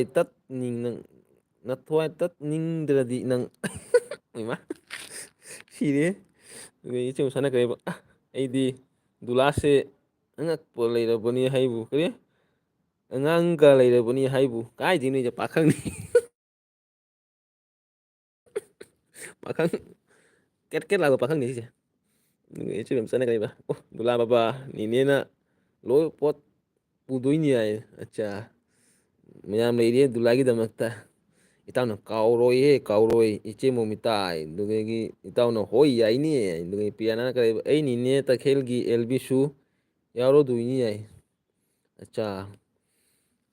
ꯁꯥꯎꯈ꯭ꯔꯦꯅꯦ ꯄꯤꯌꯥꯅꯁꯦ ꯑꯗꯨꯗꯒꯤ ꯏꯇꯥꯎꯅ ꯀꯔꯤꯕ ꯄꯦ ꯄꯦ ꯅꯄꯦ ꯗꯣꯡ ꯗꯣꯡ ꯄꯦ ꯄꯦ ꯅꯄꯦ ꯗꯣꯡ ꯗꯣꯡ ꯑꯗꯨꯒ ꯏꯆꯦ ꯃꯣꯃꯤꯇꯥꯅ ꯍꯥꯏꯕ ꯀꯔꯤ ꯄꯣꯡꯉꯣ ꯍꯥꯏꯅꯣ ꯀꯔꯤ ꯄꯥꯡꯉꯣ ꯍꯥꯏꯅꯣ ꯆꯈꯥꯏꯅꯣꯅꯦ ꯀꯔꯤ ꯄꯥꯡꯉꯣ ꯍꯥꯏꯅꯣ ꯗꯨꯂꯨ ꯂꯨꯍꯣꯡꯕꯗ ꯍꯥꯏ ꯑꯗꯨꯗꯒꯤ ꯄꯤꯌꯥꯅ ꯖꯨꯁ ꯊꯛꯆꯜꯂꯣꯏ ꯑꯗꯨꯗꯒꯤ ꯏꯇꯥꯎꯅꯒ ꯏꯆꯦ ꯃꯣꯃꯤꯇꯥ ꯕꯦꯟ ꯄꯥꯔꯇꯤ ꯑꯣꯏꯅ ꯄꯥꯡꯉꯣꯑꯦ ꯍꯥꯏ ꯋꯥꯔꯤꯗꯤ ꯅꯨꯡꯉꯥꯏꯔꯤꯌꯦ ꯑꯗꯨꯒ ꯏꯆꯦ ꯃꯆꯥꯅ ꯗꯨꯂꯥ ꯕꯕꯥ ꯂꯨꯍꯣꯡꯒꯗꯕꯤꯗ ꯃꯆꯥꯅꯨꯄꯤ ꯑꯃ ꯂꯩꯕꯅꯤ ꯂꯨꯍꯣꯡꯗꯕꯤꯗ ꯃꯆꯥꯅꯨꯄꯤ ꯑꯃ ꯂꯩꯕꯅꯤ ꯍꯥꯏ ꯕꯦꯔꯥꯅꯤ ꯑꯗꯨꯒ ꯄꯤꯌꯥꯅ ꯆꯦ ꯀꯁꯥꯔ ꯅꯤꯡꯉꯣꯜꯗꯁꯨ ꯑꯦꯜꯕꯤ ꯊꯥꯔꯝꯗꯦꯅꯦ ꯑꯣ ꯆꯦ ꯀꯁꯥꯔ ꯅꯤꯡꯉꯣꯜꯁꯨ ꯑꯦꯜꯕꯤ ꯊꯥꯔꯝꯗꯦꯅꯦ ꯍꯥꯏ ꯑꯗꯨꯒ ꯏꯆꯦ ꯎꯁꯥꯅ ꯂꯚꯂꯤ ꯍꯥꯏ ꯑꯗꯨꯒ ꯂꯩꯅꯦ ꯅꯤꯅꯦ ꯍꯥꯏ ꯑꯗꯨꯒ ꯏꯆꯦ ꯕꯦꯝꯆꯥꯅ ꯄꯤꯌꯨ ꯆꯠꯈꯤꯅꯨ ꯍꯥꯏ ꯄꯤꯌꯥꯅ ꯀꯔꯤ ꯆꯦ ꯕꯦꯝꯆꯥ ꯑꯩꯕꯨ ꯂꯩꯁꯥꯕꯤ ꯑꯔꯤꯕꯤ ꯍꯥꯏꯕ ꯏꯃꯥꯏ ꯁꯥꯎꯈ꯭ꯔꯦ ꯏꯆꯦ ꯕꯦꯝꯆꯥꯅ ꯆꯦ ꯃꯃꯥ ꯎꯔꯕꯣ ꯍꯥꯏ ꯄꯤꯌꯥꯅ ꯇꯦꯟꯁꯟ ꯍꯥꯏ ꯑꯣꯏꯔꯛꯇꯣꯔꯦ ꯑꯩ ꯍꯥꯏ ꯏꯃꯥꯏ ꯂꯣ ꯇꯧ ꯂꯣ ꯇꯧ ꯍꯥꯏ ꯑꯣꯏꯅꯨ ꯐꯠꯇꯦ ꯍꯥꯏ ꯑꯣꯏꯕ ꯐꯠꯇꯦ ꯇꯦꯟꯁꯟ ꯂꯧꯕ ꯌꯥꯝ ꯐꯠꯇꯦꯀꯣ ꯍꯥꯏ ꯄꯩꯁꯥ ꯑꯣꯏꯒꯅꯤ ꯑꯗꯨꯒ ꯑꯩ ꯃꯃꯥꯅ ꯀꯔꯤ ꯍꯥꯏꯕ ꯃꯣꯃꯤ ꯀꯔꯤ ꯃꯊꯦꯜ ꯑꯗꯩ ꯏꯆꯦ ꯎꯁꯥꯅ ꯂꯚꯂꯤ ꯑꯗꯨꯒ ꯗꯤꯂꯨꯅ ꯄꯤꯌꯥꯅ ꯑꯩ ꯄꯥꯈꯪꯅꯤꯅꯦ ꯍꯥꯏ ꯑꯠꯆꯥ ꯑꯁꯤꯁꯨ ꯄꯥꯈꯪꯅꯤ ꯄꯤꯌꯥꯅ ꯈꯪꯅꯧ ꯃꯥꯒ ꯗꯨꯂꯨꯒ ꯑꯗꯨꯗꯒꯤ ꯏꯆꯦ ꯃꯆꯥꯅ ꯑꯩꯈꯣꯏ ꯄ꯭ꯔꯤꯌꯣꯕꯨ ꯑꯔꯤꯕꯤꯁꯦ ꯌꯥꯝ ꯅꯨꯡꯁꯤꯍꯦ ꯌꯥꯏ ꯑꯠꯆꯥ ꯂꯣꯏꯁꯤꯜꯂꯁꯤꯔ ꯃꯌꯥꯝ ꯂꯣꯏꯁꯤꯜꯂꯁꯤ ꯃꯌꯥꯝ ꯕꯥꯏ ꯕꯥꯏ ꯍꯥꯏꯔꯣ ꯂꯣꯏꯁꯤꯜꯂꯁꯤ ꯒꯨꯂꯤꯁꯨ ꯌꯥꯝꯗ꯭ꯔꯦ ꯒꯨꯂꯤ 9 ꯈꯛ ꯂꯩ ꯃꯌꯥꯝ ꯂꯣꯏꯁꯤꯜꯂꯁꯤ ꯌꯥꯝ ꯀꯨꯏꯅ ꯊꯥꯔꯔꯣꯏ ꯊꯦꯡꯉꯦ ꯃꯌꯥꯝ ꯕꯥꯏ ꯕꯥꯏ ꯍꯥꯏꯔꯣ ꯑꯩꯈꯣꯏ ꯄꯤꯌꯥꯅꯁꯨ ꯌꯥꯝ ꯅꯨꯡꯁꯤꯌꯦ ꯑꯗꯨꯒ ꯏꯆꯦ ꯃꯣꯃꯤꯇꯥꯅ ꯍꯣꯏ ꯍꯣꯏ ꯌꯥꯏ ꯁꯣꯏꯗꯅ ꯄꯥꯡꯒꯦ ꯁꯔꯨꯛ ꯈꯪꯉꯤ ꯄꯥꯔꯇꯤ ꯄꯥꯝꯕ꯭ꯔꯣ ꯑꯃꯨꯛ ꯀꯔꯤ ꯑꯃꯤꯔꯛ ꯈꯪꯉꯤ ꯀꯔꯤ ꯑꯩ ꯀꯣꯃꯦꯟ ꯄꯥꯏꯁꯤꯕꯨ ꯀꯩꯅꯣꯅꯦ ꯄꯥꯏꯁꯤꯕꯨ ꯄꯥꯔꯇꯤ ꯄꯥꯝꯕ꯭ꯔꯣ ꯑꯃꯤꯔ ꯈꯥꯟꯒꯤ ꯄꯥꯔꯇꯤ ꯄꯥꯝꯕ꯭ꯔꯣ ꯍꯥꯏ ꯑꯃꯤꯔ ꯈꯥꯟꯒꯤ ꯄꯥꯔꯇꯤ ꯄꯥꯝꯕ꯭ꯔꯣ ꯍꯥꯏ ꯑꯠꯆꯥ ꯄꯤꯌꯥꯅ ꯑꯔꯤꯕꯤ ꯑꯣꯟꯊꯣꯛꯈꯔꯦ ꯍꯥꯏꯕ ꯀꯞꯀꯔꯦ ꯄꯤꯌꯥꯅꯥꯁꯦ ꯏꯆꯦ ꯎꯁꯥꯅ ꯕꯥꯏ ꯍꯣꯏ ꯏꯆꯦ ꯎꯁꯥ ꯕꯥꯏ ꯕꯥꯏ ꯑꯣꯏꯔꯁꯤ ꯏꯆꯦ ꯕꯦꯝꯆꯥꯅ ꯄꯤꯌꯥ ꯗꯨꯂꯨ ꯕꯕꯥ ꯃꯆꯨ ꯅꯨꯄꯤ ꯑꯃ ꯂꯩꯕꯅꯤ ꯄꯤꯌꯥꯅ ꯗꯨꯂꯥ ꯕꯕꯥ ꯃꯆꯥꯅꯨꯄꯤ ꯑꯃ ꯂꯩꯕꯅꯤ ꯍꯥꯏ ꯑꯗꯨꯒ ꯏꯇꯥꯎꯅ ꯀꯔꯤ ꯍꯥꯏꯕ ꯑꯃ ꯍꯦꯛꯇ ꯑꯣꯏꯔꯒꯦ ꯍꯥꯏ ꯄꯤꯌꯥꯅ ꯑꯩ ꯑꯔꯤꯕꯤ ꯅꯠꯇꯦ ꯌꯥꯏ ꯑꯗꯨꯒ ꯃꯃꯥꯅ ꯕꯦꯝꯆꯥ ꯎꯗꯔꯦꯍꯦ ꯑꯗꯨꯒ ꯏꯆꯦ ꯎꯁꯥꯅ ꯄꯤꯌꯥꯅ ꯇꯧ ꯇꯧ ꯉꯥꯎꯖꯔꯤꯕꯅꯤ ꯑꯔꯤꯕꯤ ꯅꯠꯇꯦꯀꯣ ꯊꯣꯠ ꯊꯣꯠ ꯅꯧꯖꯔꯕꯅꯤ ꯅꯧꯖꯔꯤꯕꯅꯤ ꯑꯔꯤꯕꯤ ꯅꯠꯇꯦꯀꯣ ꯍꯥꯏ ꯑꯗꯨꯒ ꯑꯠꯆꯥ ꯏꯇꯥꯎꯅ ꯀꯔꯤꯕ ꯑꯉꯛꯄꯅꯤꯍꯦ ꯅꯤꯅꯦ ꯍꯥꯏ ꯑꯗꯨꯗꯒꯤ ꯏꯆꯦ ꯕꯦꯝꯆꯥꯅ ꯄꯤꯌꯥꯅꯨ ꯅꯨꯄꯥꯗꯒꯤ ꯑꯔꯤꯕꯅ ꯐꯠꯇ꯭ꯔꯣ ꯅꯨꯄꯥ ꯑꯔꯤꯕꯅ ꯐꯠꯇ꯭ꯔꯣ ꯍꯥꯏ ꯑꯗꯨꯒ ꯄꯤꯌꯥꯅ ꯅꯠꯇꯦ ꯑꯩ ꯏꯉꯥꯡꯅꯤ ꯏꯉꯥꯡ ꯀꯣ ꯍꯥꯏ ꯑꯗꯨꯒ ꯗꯨꯂꯨꯅ ꯒꯨꯗ ꯅꯥꯏꯠ ꯎꯁꯥꯏꯁꯤꯅ ꯑꯉꯛꯄꯅꯤꯍꯦ ꯗꯨꯂꯨ ꯍꯥꯏ ꯏꯄꯥ ꯑꯩ ꯋꯥꯟ ꯐꯥꯍꯜꯂꯣ ꯏꯄꯥ ꯋꯥꯟ ꯐꯥꯍꯜꯂꯣ ꯍꯥꯏ 52 ꯆꯠꯈ꯭ꯔꯦ ꯏꯆꯦ ꯃꯤꯅꯤꯠ 9 ꯐꯥꯍꯜꯂꯣ ꯍꯥꯏꯔꯣ ꯁꯨꯃꯥꯏ ꯋꯥꯔꯦꯅꯦ ꯐꯝꯕꯁꯦ ꯏꯃꯥ Sirehe. LB tꯧꯕ꯭ꯔꯥ ꯍꯥꯏꯕꯨ ꯃꯄꯥꯟꯗ ꯑꯣꯏꯅ ꯋꯥꯏꯅꯦ ꯃꯄꯥꯟꯗ LB ꯇꯧꯔꯤꯁꯦ ꯐꯝꯅ ꯂꯩꯔꯦ ꯗꯨꯂꯥ ꯈꯤꯇꯪ ꯑꯩ ꯀ꯭ꯋꯥ ꯆꯥꯈꯤꯒꯦ ꯃꯌꯥꯝ ꯀꯣꯃꯦꯟ ꯏꯔꯣꯁꯦ ꯑꯗꯨꯗꯤ ꯃꯤꯅꯤꯠ 9 ꯋꯥꯠꯂꯦ ꯂꯣꯏꯁꯤꯜꯂꯒꯦ 1 hour ꯐꯥꯍꯜꯂꯣ ꯑꯩꯁꯦ ꯅꯨꯄꯥ 1 hour ꯐꯥꯍꯜꯂꯣ ꯑꯣꯀꯦ ꯏꯆꯦ ꯗꯨꯂꯥ ꯉꯛꯇ꯭ꯔꯦ ꯉꯛꯇꯦꯗ ꯑꯗꯨꯒꯩ ꯐꯥꯍꯜꯂꯣ ꯀꯩꯅꯣ ꯍꯥꯏ ꯑꯗꯨꯒꯩ ꯄꯤꯔꯥꯅꯥꯅ ꯌꯥꯔꯣꯏꯀꯣ ꯑꯩꯗꯤ ꯑꯩ ꯕꯣꯝꯒ ꯂꯪꯉꯛꯏꯅꯤ ꯃꯃꯥꯅ ꯑꯣ ꯉꯁꯥꯏꯒꯤꯗꯣ ꯃꯣꯃꯤ ꯑꯣ ꯉꯁꯥꯏꯒꯤꯗꯣ ꯃꯣꯃꯤ ꯁ꯭ꯅꯥꯏꯄꯔꯅ ꯍꯦꯗ ꯁꯣꯠ ꯇꯧꯔꯛꯁꯅꯤ ꯁ꯭ꯅꯥꯏꯄꯔꯅ ꯍꯦꯗ ꯁꯣꯠ ꯇꯧꯔꯛꯁꯅꯤ ꯍꯥꯏ ꯁ꯭ꯅꯥꯏꯄꯔꯅ ꯍꯦꯗ ꯁꯣꯠ ꯇꯧꯔꯛꯀꯅꯤ ꯍꯥꯏꯌꯦ ꯀꯤꯖꯩꯌꯦ ꯅꯪꯒꯤ ꯁ꯭ꯅꯥꯏꯄꯔꯗꯨꯒ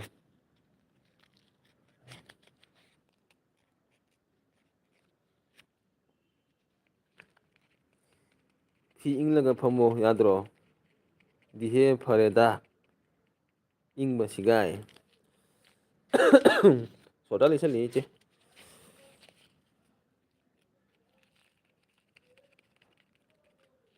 ꯏꯆꯦ ꯎꯁꯥꯅ ꯂꯕꯤ ꯃꯣꯅꯤ ꯑꯗꯨꯒꯩ ꯏꯆꯦ ꯃꯦꯝꯆꯥꯅ ꯗꯨꯂꯥ ꯕꯕꯥ ꯄꯤꯌꯣꯗ ꯁꯞ ꯁꯞ ꯅꯤꯔꯣ ꯍꯥꯏꯔꯣ ꯃꯃꯥꯅ RJ ꯀ꯭ꯋꯥ ꯄꯂꯥꯡꯀꯅꯨ ꯑꯩꯁꯨ ꯆꯥꯅꯤꯡꯉꯤꯀꯣ ꯏꯆꯦ ꯑꯩꯒꯤꯁꯦ ꯀꯩꯅꯣ ꯀ꯭ꯋꯥꯅꯤꯗ ꯑꯩꯈꯣꯏꯒꯤ ꯁꯤꯒꯅꯦꯆꯔꯗꯣ ꯇꯨ ꯅꯩꯔꯤꯁꯦ ꯇꯥꯕ꯭ꯔꯥ ꯌꯦꯡꯉꯨ ꯃꯇꯝꯁꯦ ꯌꯥꯡꯅ ꯂꯣꯏꯅꯤ ꯍꯥꯏꯔꯁꯦ ꯃꯇꯝꯁꯦ ꯌꯥꯡꯅ ꯂꯣꯏꯅꯤ ꯍꯥꯏꯔꯁꯦ ꯍꯣꯏ ꯏꯆꯦ ꯑꯃꯤꯇꯥ ꯃꯇꯝꯁꯦ ꯌꯥꯡꯅ ꯆꯠꯈ꯭ꯔꯁꯅꯨ ꯃꯤꯅꯤꯠ 3 ꯋꯥꯠꯂꯦ ꯑꯗꯨꯒ ꯁꯞ ꯇꯧꯔꯝꯃꯨ ꯑꯩ ꯁꯛ ꯌꯦꯡꯅꯤꯡꯉꯗꯤ ꯁꯞ ꯇꯧꯔꯝꯃꯨ ꯍꯥꯏ ꯃꯥꯒꯤ ꯃꯁꯛ ꯌꯦꯡꯅꯤꯡꯉꯗꯤ ꯏꯆꯦ ꯃꯣꯃꯤꯇꯥꯅ 1 hourꯁꯦ ꯑꯠꯆꯥ ꯍꯣꯏ 1 hour ꯐꯥꯗꯣꯔꯦ ꯏꯆꯦ ꯃꯣꯃꯤꯇꯥ ꯃꯤꯅꯤꯠ 3 ꯋꯥꯠꯂꯤ ꯍꯣꯏ ꯃꯃꯥ ꯑꯗꯨꯒ ꯏꯆꯦ ꯃꯣꯃꯤꯇꯥꯅ ꯁꯞ ꯄꯤꯌꯨꯅꯦ ꯍꯥꯏꯕ ꯁꯞꯄꯤꯌꯨ ꯍꯥꯏꯕ ꯑꯠꯆꯥ ꯁꯞꯄꯤꯌꯨ ꯍꯥꯏ ꯑꯩꯈꯣꯏ ꯃꯃꯥꯅ ꯑꯣ ꯍꯥꯏꯔꯁꯨ ꯌꯥꯏ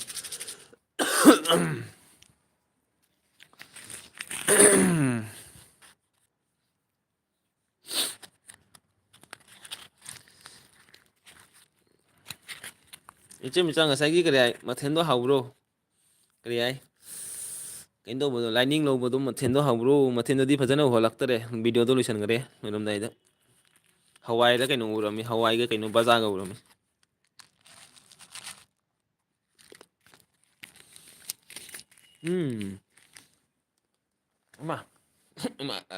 ꯑꯩꯁꯤꯒ ꯇꯝꯕ꯭ꯔꯣꯁꯨ ꯂꯥꯛꯊꯔꯅꯤ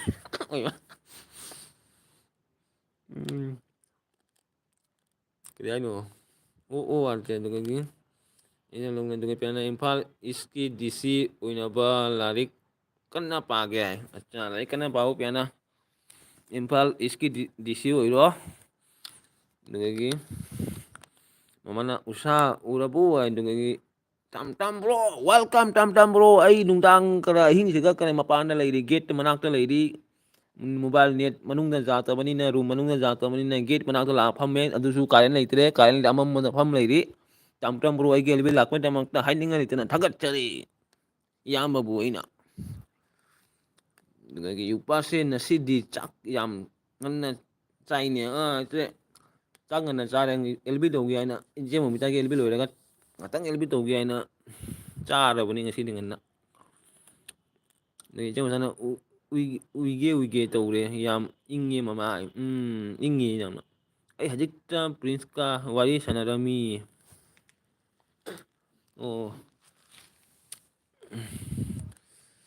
ꯑꯗꯨꯒ ꯏꯆꯦ ꯃꯦꯝꯆꯥꯅ ꯀꯔꯤ ꯍꯥꯏꯕ ꯃꯊꯦꯜ ꯌꯥꯝ ꯍꯥꯎꯈꯤ ꯃꯊꯦꯜ 21ꯅꯤ ꯃꯊꯦꯜ ꯁꯨꯡꯖ ꯃꯊꯦꯜ ꯏꯃꯥ ꯑꯗꯨꯛ ꯌꯥꯝ ꯆꯥ ꯉꯝꯕ꯭ꯔꯦ ꯏꯆꯦ ꯃꯊꯦꯜꯕꯨ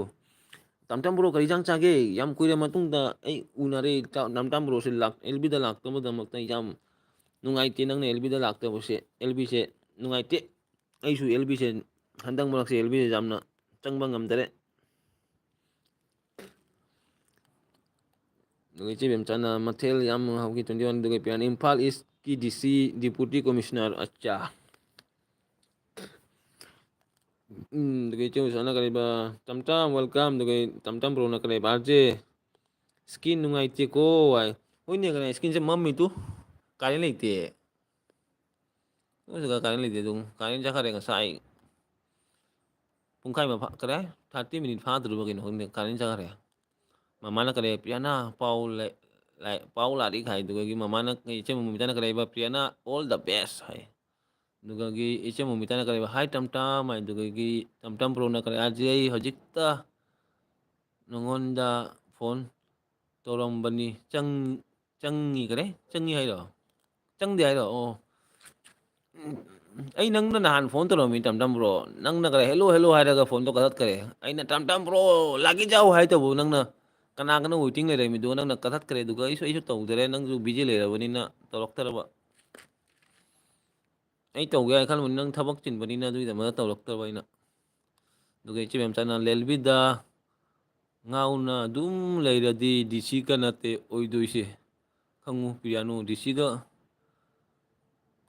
nate oidoise khangu piano hoine lalik pau phajana lalik pau LB da matam mangala kanade LB se ngatangi time pass to bai da maktani karigino o nang kama namara phone to ina na nang na phone to rakoni tamtam bro nangi number dugaina aigi Jio di phone to rakoni nangi phone no changde changi aba nang kananga waiting le mi nang na hello hello hai ga nang na kadat kare do piana bro mayam se nungsiye mit tagi pi take tawiye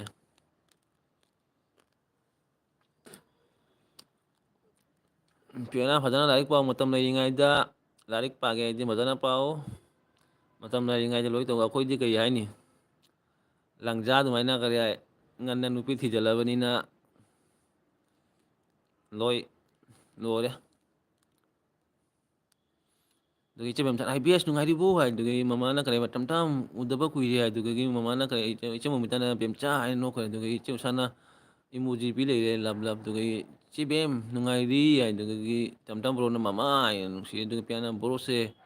mitta gi pi ta ge to wi bor kare bor se mitta gi pi ta ge to ri ai dugi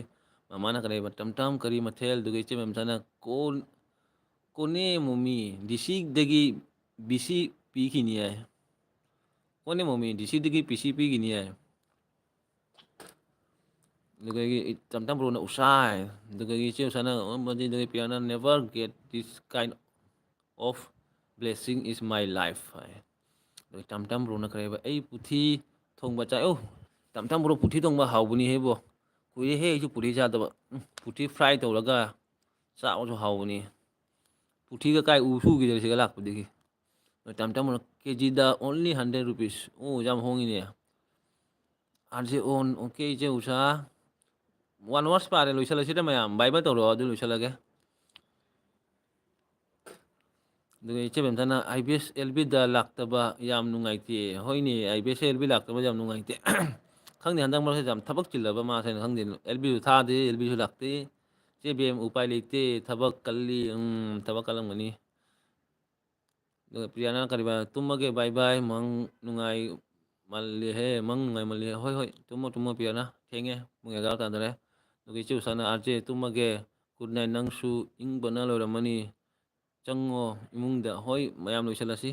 mayam bye bye hairo tap tamna mayam bye bye hoirasi tamdam rona priana ai nung se dugai priana isu tumage hoi tumo dugai usa ai ka gure dugai iche usana kare ba bye priana dear siso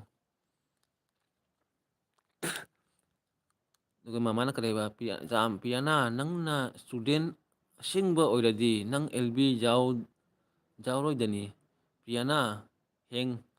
chauraga jau heng chauraga jau piana cha ngai che usana kariba ibol ai uiri ai hoi thing ne pung ga ta re che tumma matam se phadana nungai lu ne ji tumma matam te kra mun na tumung do ing ba siga mit te su pi ta ge to ri hojik kari gino ne thamoi jum kai ra bai se che usana usa good night duge tumma mitana piana bai duge bye duge che mem jana mong nungai ro piano nupa masak phajaba uro ai duge 이제 뭐 바이바이 하지 mayam bai oi bye bye mayam bye bye dugai tamta brona chemita dugai che usana kare ba ibol imoinu elbi tawri ne chatlo ai o iche usana bai momi sister dugai tamta brona usa no problem dugai iche momita na ibol nungai ribo dugai ki momita chana bai usa oi mayam bye bye hairo se tamta bro bai hairo iche iche memcha bai hairo se loisala ge se thenge ing mana lore dugai mama na kare bye bye dugai ki iche usana okay ibuhol imoinu manung yung ko imoinu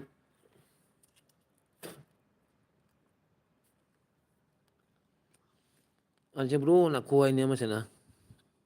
ko mayam chalo ai ge ibuhol ge wai sana ram ge mayam lum tap tam na chapa ja re ibuhol ge ngatang wai sana tam tam bro ga okay manu ma du ge china bai du ge ibuhol na anje bro na kuai du ge okay ibuhol du ge chim sana ibis na si imoinu masam phoi khara ni ma kana na phoi ni ai ma IBS nasi imoinu na masam phoi kharani ai oh wa hai ge acha hairo tam dam bro tap tam na hairo lege iche bem chana bye yupa hoi iche bem cha bye good night aje ei thok le ko bye hoi iche usta bye bye Abinash Chauhan na hai agum lai ne Abinash ya iche men bye mayam bye bye mama na su mama mayam bye bye okay mama bye bye good night Dugagi iche bem sana kare ba isu yau ni noi ani gi warida ama noi ani gi warida di tam tam na si egi number ni amana si acha screenshot to kena ho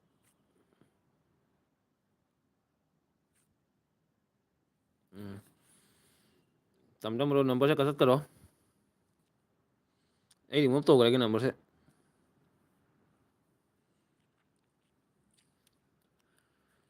Adeblo please call me hoy kare tam tam hang call to rake haji ti thenge ko haji ti phone to ro haji ti to ko nungai ro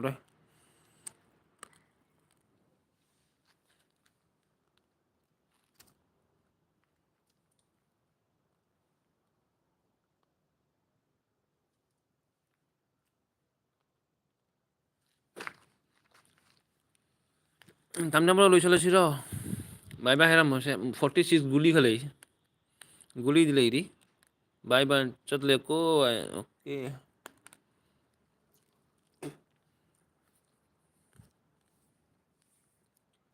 okay je mamcha bye bye good night 45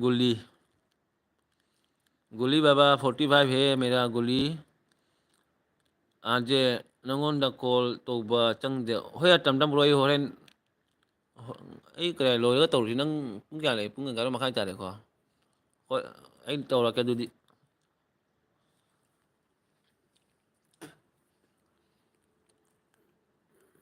ade ina ingonda hoy tawra ka nongonda tawra ka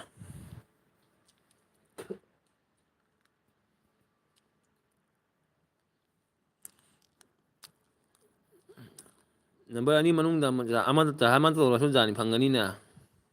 number di ani ka pire ko ani manung da ma ka tawra su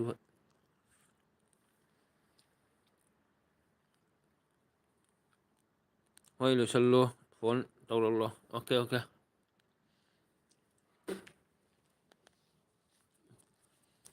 mayam bye bye tam tam bro bye bye phone tawra ke nonda ji gai bye bye mayam ai gel bilak mai jamata hainin ngal tena takat cheri dugai 50 60 guli kha leiri tam tam bro guli je ngune 60 guli lei ne bo okay done bye ya tam tam bro ki guli je ngune 60 kha lei ni ne ngatang phamu hi ra ngatang phamu ra kaino khangde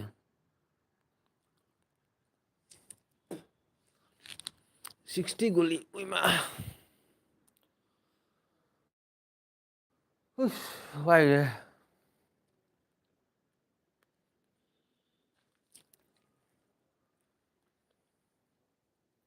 tamna ko kare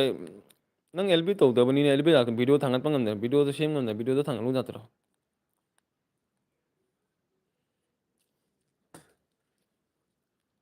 goli 58 goli jangal tu 58 goli lei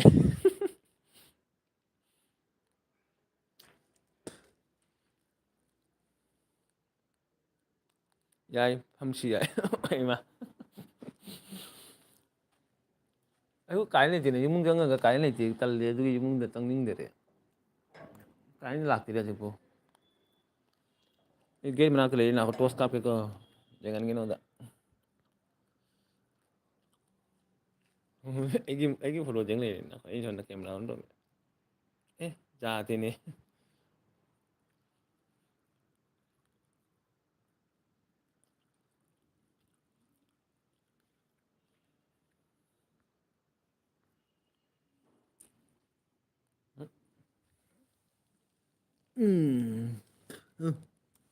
ꯑꯩꯒꯤ ꯃꯣꯕꯥꯏꯜꯗꯨ flash ꯀꯥꯞꯄꯒꯅꯤ ꯇꯧꯔꯤꯁꯦ ꯌꯥꯏꯐꯝꯁꯤ ꯑꯩ ꯀꯅꯥꯝꯒꯤ comment ꯎꯗꯔꯦ ꯀꯔꯤꯒꯤꯅꯣ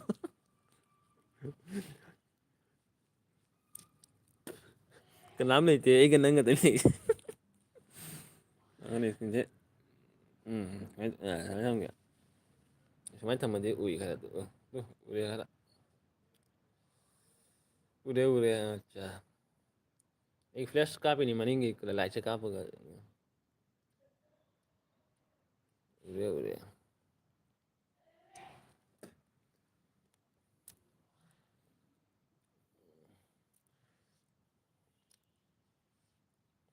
seventy 8 गोली नहीं तम तम बोलो तू 78 गोली गोली से अगर जामा ले जाऊं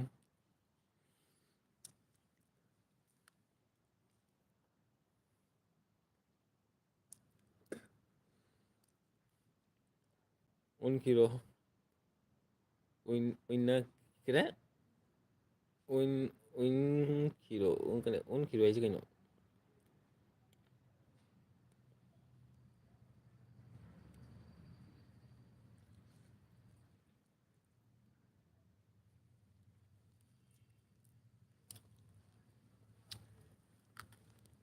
अजय केमसी आई इरू मचा टम टम ब्रो उरीगा आलूगा खामी सिंधुगा चाबी नहीं है ना मेरे पास आपके पास है क्या तो